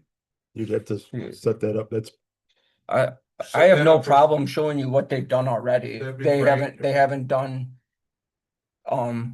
engineers looking into. The engineer was looking into doing an additional thing to bank it up more. Yeah, that was. But we haven't heard any more since their original visit there. So maybe once the snow clears here. Yeah, early spring, I don't care, whatever, if just give me a call. I mean, it's pretty simple. It was already kind of naturally bold there. I even have some pictures of when the flooding does happen in the town, how deep that water gets and how expansive it holds it back there. The size of it and the depth of it. and- Yeah, I mean, it's fairly shallow. When I say fairly shallow, it's probably to the bottom of the creek, to the top of our driveway is probably 10 feet. But that's a very narrow stretch Yeah, right. of creek, Right. and then it's fairly shallow from there going back, but it's always kind of been a natural bowl there. I mean, the reason that they installed it where they did was because where that driveway had gone across, They- when the county or the engineers came in Okay. originally and had. So going back to 2012, I think was one of the first major floodings that they had going through the hamlet there. 17. So at that point, they came and said, let's try and figure a way out to try and restrict this water from going to the hamlet as quickly as it did. So at that time, the town's engineers, Mark David, the highway superintendent at the time, the highway crew, they came in, they evaluated it. At that time, we had two, one was probably a 48-foot culvert, the other one was a smaller, probably like a 24-inch culvert, something in that Right, yeah, nature. right. They came in, blocked one of those culverts off, restricted the water flow so that it was a smaller amount of water with an overflow, and then it naturally bows. But where we have livestock pasture back there, when that water is held back, there's fence posts that are 4 foot high, that there's only that much of it showing, Yeah. and that's 150 feet beyond where the culverts I are. remember, they thought that they had the water down here in town taken care of. And then they really didn't. I mean, I think. It's the events. I think for most events, I think what they've done has helped. Oh, I'm sure. But I mean, what we ran into this past June, Dan, what did the engineer, they said it was They said it was 1,000 a years. 1,000-year storm. I mean, He had 3 of them. yeah, it's. 12 years. Yeah, but this one This was pretty substantial. I mean, we hadn't had the flooding like we had in the town hall in the past. That I was just never wanted to bring that that up, extent. but you know, maybe we can. I can, after the meeting, I can give you my cell phone number. I mean, there's a lot of And- groundwater coming off that hill. It, Oh, yeah. yeah, and it comes off that hill all the way to Jeffords Road and beyond, to be honest with you. Right. Sure. That it starts almost across from Leary Schools where that ditch begins. And it's taken everything coming from everywhere, and we, yeah, but I have no problem taking you back there and showing you kind of what they had designed. And like I said, after the meeting, Okay, let's do it. I won't be on the town board anymore, so you can't get a hold of me that way, but I'll give you my cell phone anyhow. How's that? Great, Okay. thank you. All right. We have had 5 meetings on this, and it's unfortunate that not everyone who wanted to be here were here for all the meetings, and we've discussed it and put a lot of time into it. I think personally, Janet has some good suggestions as far as the, I agree with that. Janet and I must have been communicating somewhat telepathically there for a little while, because I had made some notes about, special use permit and different ways that we could try and obtain and protect. I guess my main thought with this, where we're at right now with it, is I want to ensure that we protect the businesses that have been a part of this town and been established in these districts. Yeah. For some of them for almost as long as the town has been around. So that's my main goal moving forward. I think we've done a lot of great things as far as with our major occupations and minor occupations and allowing residents to run smaller businesses out of their homes. But I think we have a lot of great businesses and a lot of great residents that are, especially in some of the R30 districts, that when we were going through this and we were asking the people that were on the code committee, they pretty much said, well, if they can't comply with what we have here, then they're done. And that's not the way that I feel it should be. So I wanted to make sure as we were moving through this residential code, that we had protections in place for some of these businesses that have been servicing this town for generations. And so I don't want to shove this down anyone's throat. I just want to know that if this goes on to the next board with all this work that we've put into it, I mean, hours and hours. And so to that point, when I hear people say that we haven't had a chance to know, we don't know what's going, it's been a lot of meetings and a lot of time. So it's a little insulting when I hear, well, we don't know what's going on. It's like, what? They're public meetings. You can come, even if they're just workshops, you can come and listen and hear what we're talking about. So that bothers me a little bit, but I'm not going to go on to that personal level. I just want to make sure that our residents that have been operating businesses in this town are going to be protected. Is if we can come up with a solution for that, and this next town board can come up with a solution to do that, I'm fine with postponing this because I think that Janet had some great points and some stuff that could be worked into it. And like I said, I've got some notes scribbled on mine that kind of mirror what Janet said. But I just want it on record that I want the businesses that we have in this town protected because I value them and the community should value them.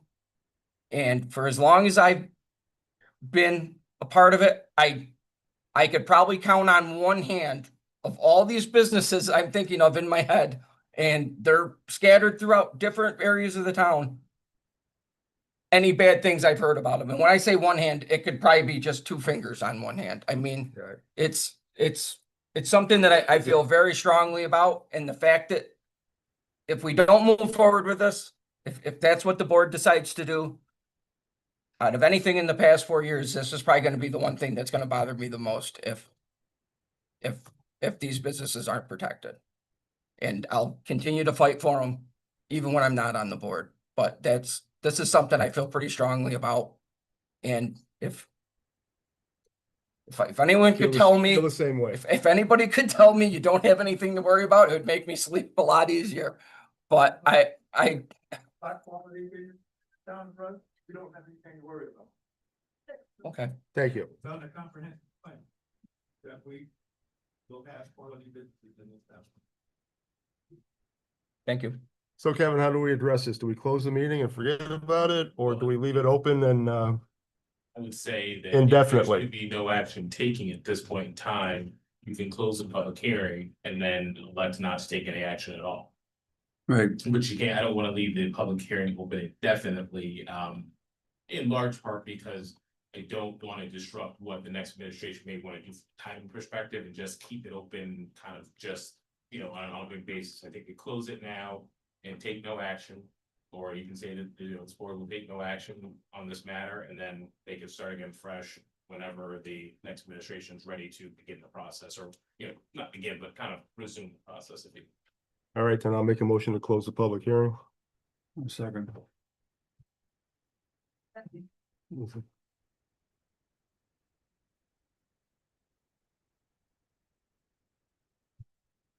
Councilperson Kai, Aye. Shay, Aye. Supervisor Oliver, Aye. Aye. Brown, Aye. I agree with a lot of the comments that were made. And yeah, there's no denying we did a lot of work on this, and I think it's all headed in a really good direction. There's a lot of parts to this, And Absolutely. I would hope that the next administration would pick up where we left off and not discard it, because there's a lot of great things in here. And what I think would be very helpful would be a public explanation, a presentation, part by section by major section. There's a lot of specific things: minor home occupations, major, airstrips, gravel mining, bed and breakfast, which is new, you know, and other things that we're saying would not be allowed. I don't know whether that's all seeped in or people really understand that. I think a big presentation at the pavilion or wherever to show everybody the parts, because it encompasses so much, would be extremely helpful, you know, because it affects all of us, every one of us. Well, I think Residential you got- codes. we can get it on the web page so people can find it. I think that's a I'm big bad help. with the website. It's under documents, under proposed zoning board I can't changes. tell you how many calls I got today. People looking for it. I'm nobody to tell them where to find it because I hate the website. Okay. But I think I didn't hear a lot of negativity on this proposal up here. I heard a lot of good input. Yeah. Maybe I didn't agree with everything, but you know, I think that's the purpose of having the people come and talk to the board. Yep. And I was kind of surprised we were actually gonna vote on it. I thought they were gonna come talk to us and then we were gonna vote on That- it. This is another day. We prepared the proposal. But, Just I'm in case. definitely in favor of getting this out to the people and then having maybe 1 or 2 workshops with the people. A back and forth communication, because a lot of times our workshops, it's us and they listen. And I think we got a great foundation here and we could tune it up a little bit. And I I don't think think you gotta worry about too much. I think most of it's gonna go pretty there's good. provisions in this that were written in, and I think our attorney could talk about that. These pre-existing businesses, we talk about the wastewater, you know. we That talk one, about yeah, the- I saw that and- one, but and there was others. no, I didn't see any of the other, I can relook, I went through it. This, I I think it didn't see. encompasses most of the businesses I'll relook at it that again. I will- went through it today. that we talk about preserving them, but if they cease to exist or they're not in compliance or they don't have a special permit, they need to get one. Yeah, there was other things that And, we had and talked. other things that would protect those existing businesses, so that, see, Well, you're not even familiar with it, which tells us. we No, need no, to no, look no, at this. I am pretty familiar with it, but I didn't see those businesses in it. What I think you might be talking about was a revision that Scott Strock sent us prior to the last workshop we had, where it did talk about that stuff, but we did not include that in these revised, It's in here. I did put them. They're in there. in the ones we just got today. No, in the one we got last week when we hit the last workshop. I can't keep track of everything. Okay. You see how confusing it. Well, just no, I mean, I looked reinforced- through it, but I didn't see where it had, I saw the There- wastewater one in there, but I did not see for any other Well, I added that because that's one that you specifically mentioned at the. correct, and then there was other business we had talked about that are not included in here. The wastewater was one that was included.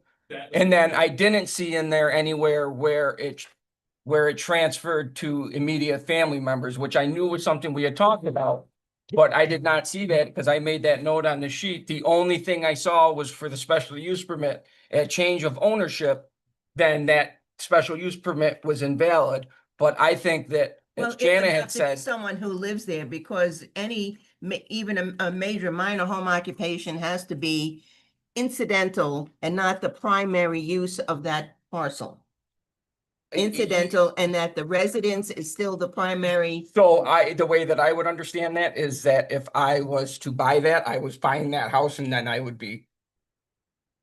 That's how, like. If you were buying it and didn't operate it now, that special permit ends and you have. Correct, if you bought it, but you didn't operate it, but No, say, it does not follow say I owned, say my parents owned.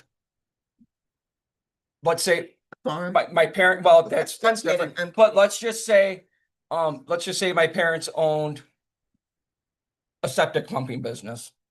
And they got to the retirement age and they sold me that business and their house. I moved into that house. Then that special use permit should transfer to the immediate family member that bought that. If that's a business that you've run, In that, That's- the way you describe it, I would agree. but I didn't see that in here. Okay, it might be there, but at any rate, I know, now, we're elected officials, we can discuss this, because this is gonna continue. Right, no, but Yeah, so, Needs to be but refined. those are things like, when you say, well, it says that, I didn't see it, I made a note on Okay, it, So it so. needs to be refined, because I interpret it one way, you another, Mhm. and that tells me that the language is not correct. Well, I just think there's stuff that, yes, it needs to be, things need to be added to it, But I and I think- think that with some of the comments, especially Janet's comments, that we could, it could be refined, and I think that Make it work. I think that resolves a lot of the ants that we had. And I Um, think it would also, a comment came up here and I didn't think of it, but the final document before, it really should be looked over by, excuse me, the planning board, I think, for maybe things. And I know the code committee is made up of planning board or a former planning board, but still Chairpersons on it. the chairpersons, you know, What, they're yeah, on the code yes, committee yes. Yeah. now? Yeah. Okay. But just to make sure, I mean, this whole process of you recall 4 years ago, that this whole process of looking at the town code started off with the planning board looking at it in depth, coming back with recommendations and how we can improve the town code, the whole code. Yeah. And that's how we started, and here we are, 4 years later, Dan. Yeah. And Well, we've I come a know. long way. This is a major piece. Yeah, the last 2 The years last- have been pretty intense, because Pretty intense. that's when we've covered the bulk of it. So I think a quick review, and this is again for the incoming administration to, you know, I gotta hope that they're gonna pick up where we left off. Would hope so. All right. I know you said it's disrespectful, but for that decision, I'm gonna say they would. And I think everybody else should too. Okay. All right, moving on. Approval of the minutes. Jeez, we still got all that to do. I know. Not 9 o'clock yet. Don't worry about it. So, I know we got these late, I was able to look through them, I don't know where everyone else at, so I looked at them Okay. too late. Fine. I so move to approve the special town board minutes of Tuesday, December 2nd, 2025, as submitted by Town Clerk Hardgrave. Do I have a second? I'll second it.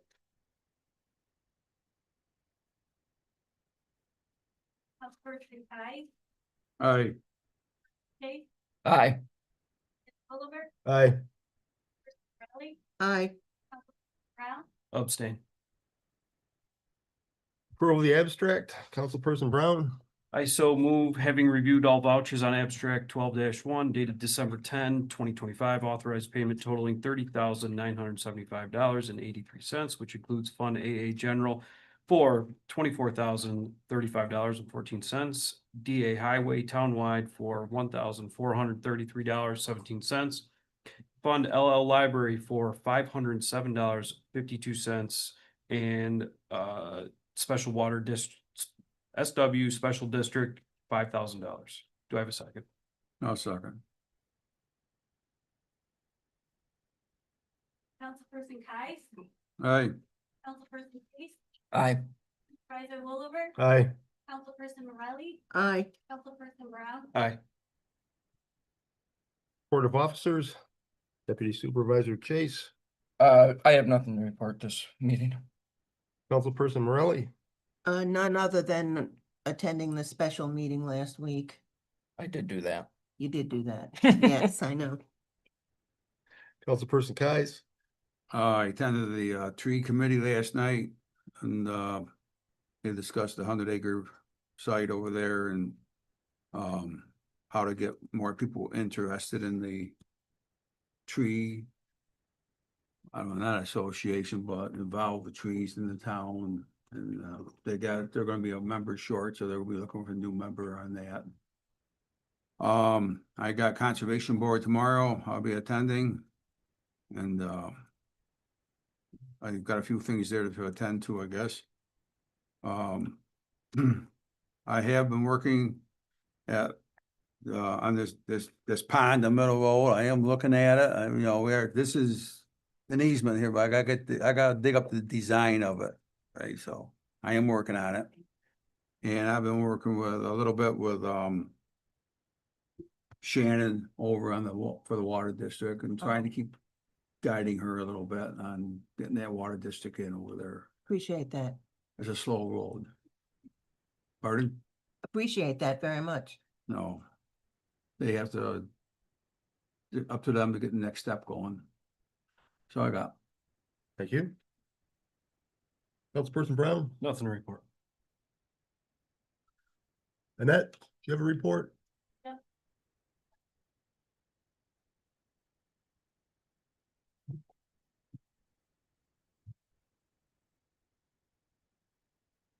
As stated before, Town Clerk Hargrave did put on the bottom of your agendas the links to the code and also the links to the law that you could also find on the website. And she wanted me to let you know that she's happy to assist anyone in finding those items. Just give her a call. Give us a call, we can direct you where you have to go. Both Town Clerk Hargrave and I attended the Monroe County Clerk, Tax Receivers and Collectors meeting in Clarkson. Pam is the current president of the Monroe County Town Clerk and Tax Receivers Collectors. We had a meeting with Applied Business Solutions and we talked who is the county vendor for tax billing, and we brought up some suggestions on how to streamline the process for you to pay your taxes. We also discussed the removal of the penny from currency and how that's going to affect tax payments. We did some back and forth and us clerks came up with some ways to circumvent that. The telephone intercom into the town hall has been successfully installed and we can now send out messages if there's an emergency as such, for people to evacuate the building. It also reaches over to the the highway department.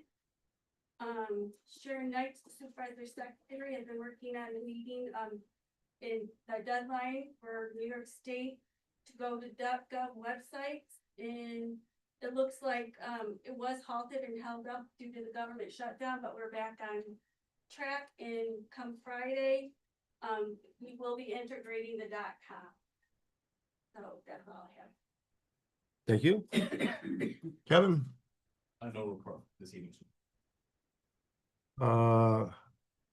The Rush Recreation and Parks Association is applying for a grant for bushes over at the 100 acres. Signed a letter of support for that. Hopefully they'll get that.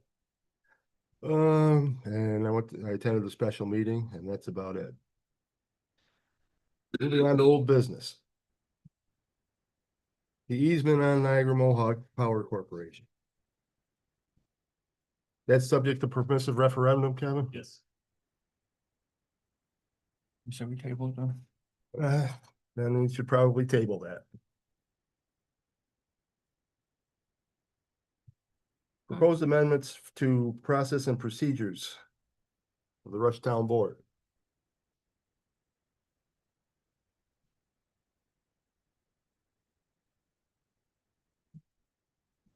I'm sorry, what's that? Pam's been discussing changes she'd like to see to the minutes in particular. Kevin, you've talked with Pam about that?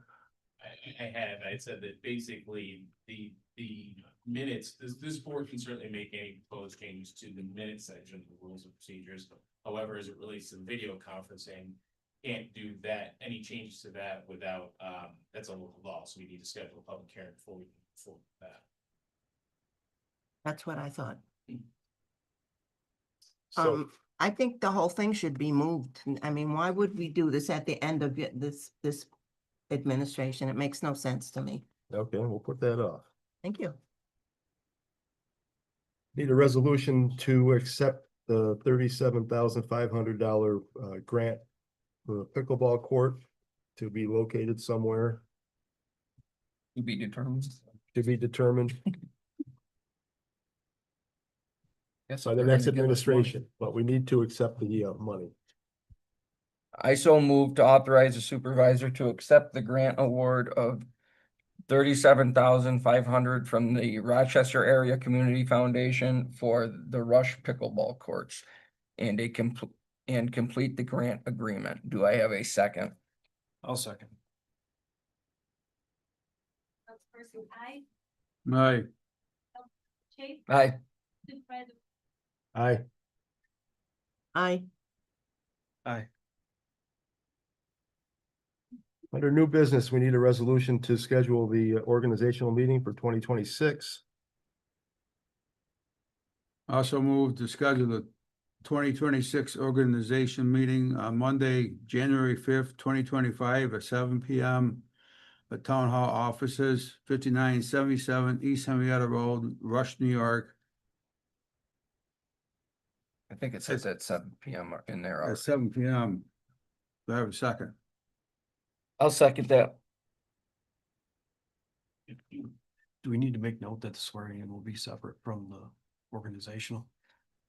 The swearing in is gonna be on the first. Swearing in can be done at any time. I believe Supervisor Hankins been sworn in already. Councilperson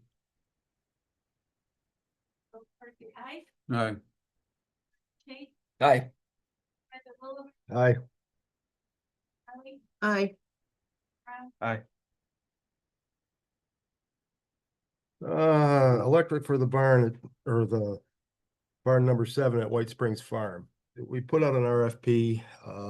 We only had one electrician respond. Price was very hot. Well, the price was more than we have available. I asked him to rework the numbers. He cut it down by about $1,500, changing light fixtures. That's still acceptable, but $1,500 cheaper. We still don't have enough money to cover that. We could cover it with recreation capital fund money. Do we want to move forward that way? What's the shortfall? Do you know? There's only like $600 left, and the quote for the electric to the barn is 90,000. oh, I know we saw it on here. 9335 And you're saying we only have $600? left on the grant. Oh, After the roof, the upstairs floor, the painting, that's all that's left. so we need the whole 9,000. And we need probably $9,300. What are there restrictions on the recreation? Because it's a capital improvement, we can use that money. Thank you and have a good holiday. Thank you, you too. Okay. Threw you off. I know, it's a. What is it? I asked Kevin about this. I'm hesitant, Dan. The town can utilize recreational capital fund account to make up the difference as the work is being done on town-owned property in furtherance of promoting recreational activities at White Springs Farm. If there's no grant of funds available, the town may pay for the work. So there's no reason we cannot use town funds. It's just, do we want to do that? Just feel like we talked in length about budget and how tight things are. Is that the right move at this moment? Right now, it's running with one plug. I'm sorry, oh, Could we de-scope it a little bit and kind of bring it down to a more realistic level? Well, not before I'm out of office, so Right. that can move forward with the next administration. Yeah, I mean, they can, I guess I gotta step out for one moment, so I apologize if this is a re-question. What's left in the capital reserve fund for the rec department right now? I'm sorry, what No, was that? that's the, no. what's left of the grant. I is the think they have, $600. it's something like 50,000. 50,000? it's at least 43. 43, It's 40, a, it's 40 a, ran. I got a lot of numbers. Yeah, we got that information at one point, but you Yeah. know. I didn't- just, I couldn't remember off the top of Yeah, my it head. I might, was it just might be curious. up to over 50 now. It's in that range. But some of that was needed to offset the grant that was accepted for the pickleball court. Correct. Yes. Yeah. Which we okay. 12,000 for Exactly. fencing and. but it- Exactly, so yeah, that, Fencing and striping and sealing and. Yeah, I'd say we hold off on this until, send the RFP back out and maybe you can rework it a little bit. Okay, Maybe not you, but yeah, we'll move on. Authorizing RFP for legal representation for the town. We don't need to do that. We should pass the exemption for persons with disabilities to align with senior citizens exemption. okay.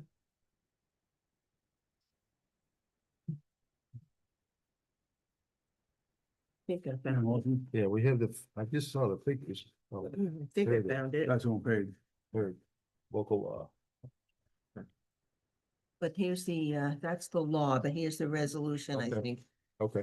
Resolution of the Town Board of the Town of Rush regarding local law number to be determined of 2025 to amend chapter 103, article 5 of the Code of the Town of Rush, exemption for persons with disabilities and limited incomes.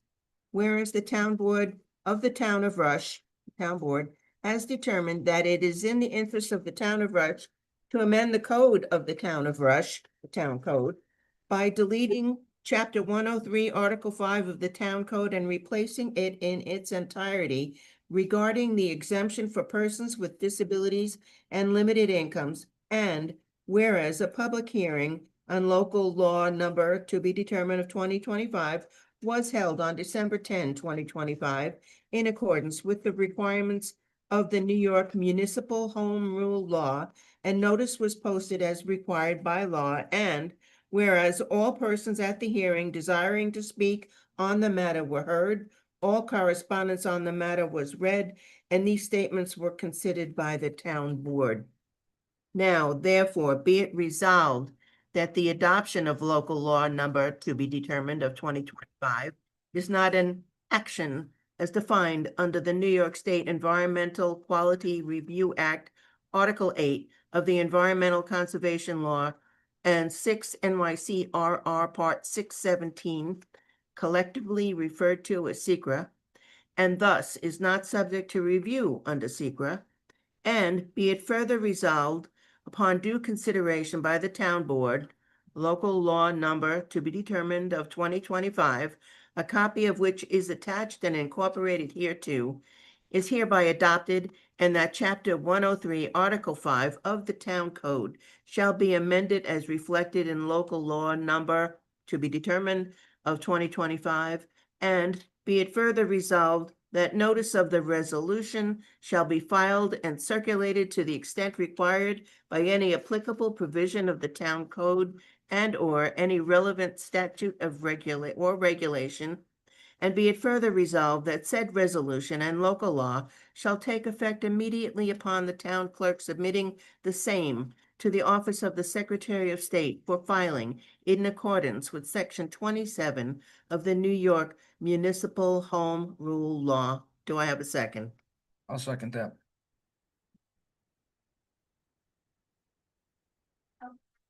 Aye. Bye. Aye. Hi. Aye. Now, on a somewhat related issue, I sent you a notice that I just read in the news that the governor apparently just signed some new legislation that would increase the exemption from real property tax for senior citizens, So take the value of the property down to 50% of the value. something like. Less than that. Oh, But- really? I thought Yeah, it it was- was, I thought I heard 50. I believe it's, so I have to double check, but I saw it come through, but I haven't had a chance to. Right, it just was signed like yesterday or something, Yeah. and so I forwarded it to supervisor and to our assessor for something, well, we gotta look at that, so we may be revisiting this again. Could necessitate another amendment conceptually to. Exactly. The disabilities as well, so. But. Anyway, It's. it's out there. I mean, Yeah, same thing, Yeah. income eligible, yeah. but it's pretty extensive. It didn't change the income levels or any suggestion. It was just the percentage of exemption that would be increased. By your income. Yes, Based on your- yeah, assuming you meet the income. You got, you Yeah. meet the income threshold, but then it brings your assessment down. Yeah. Correct. Yep. And it's increasing that, this new law. Increases the amount of, your assessment can be, the percentage can be That's taken right. up, yes. I don't know what effect that has, and I'm sure people will study that in the county as well. All right, upcoming meetings, Conservation Board tomorrow and Zoning Board and Planning Board have been canceled for December. And anyone that's not gonna be able to attend the last meeting of the town board for December, I wish you happy holidays, Merry Christmas and Happy New Year and been fun. Come on, don't you want to come back and see us one more time, the three of us right here? Even, One more even, time. even the last meeting in December is after Christmas, so Merry Christmas, Yeah, everybody. Merry So- It is? Yes, Yeah, it's I the thought it 20. was before. it would have been Christmas 28th. Eve, unless you want to hang out on It's Christmas. it's the next Monday. Oh, it's the 20. Oh, I thought it was So the it moves previous. The forward. following Monday. Yeah. Right, Monday, correct? Yes. Yep. Gonna close the meeting. Oh, Oh. Yeah, Motion to close the meeting? I'll second. I'll second. Keep rolling, baby. Yeah, we're all in favor. All in favor? Aye.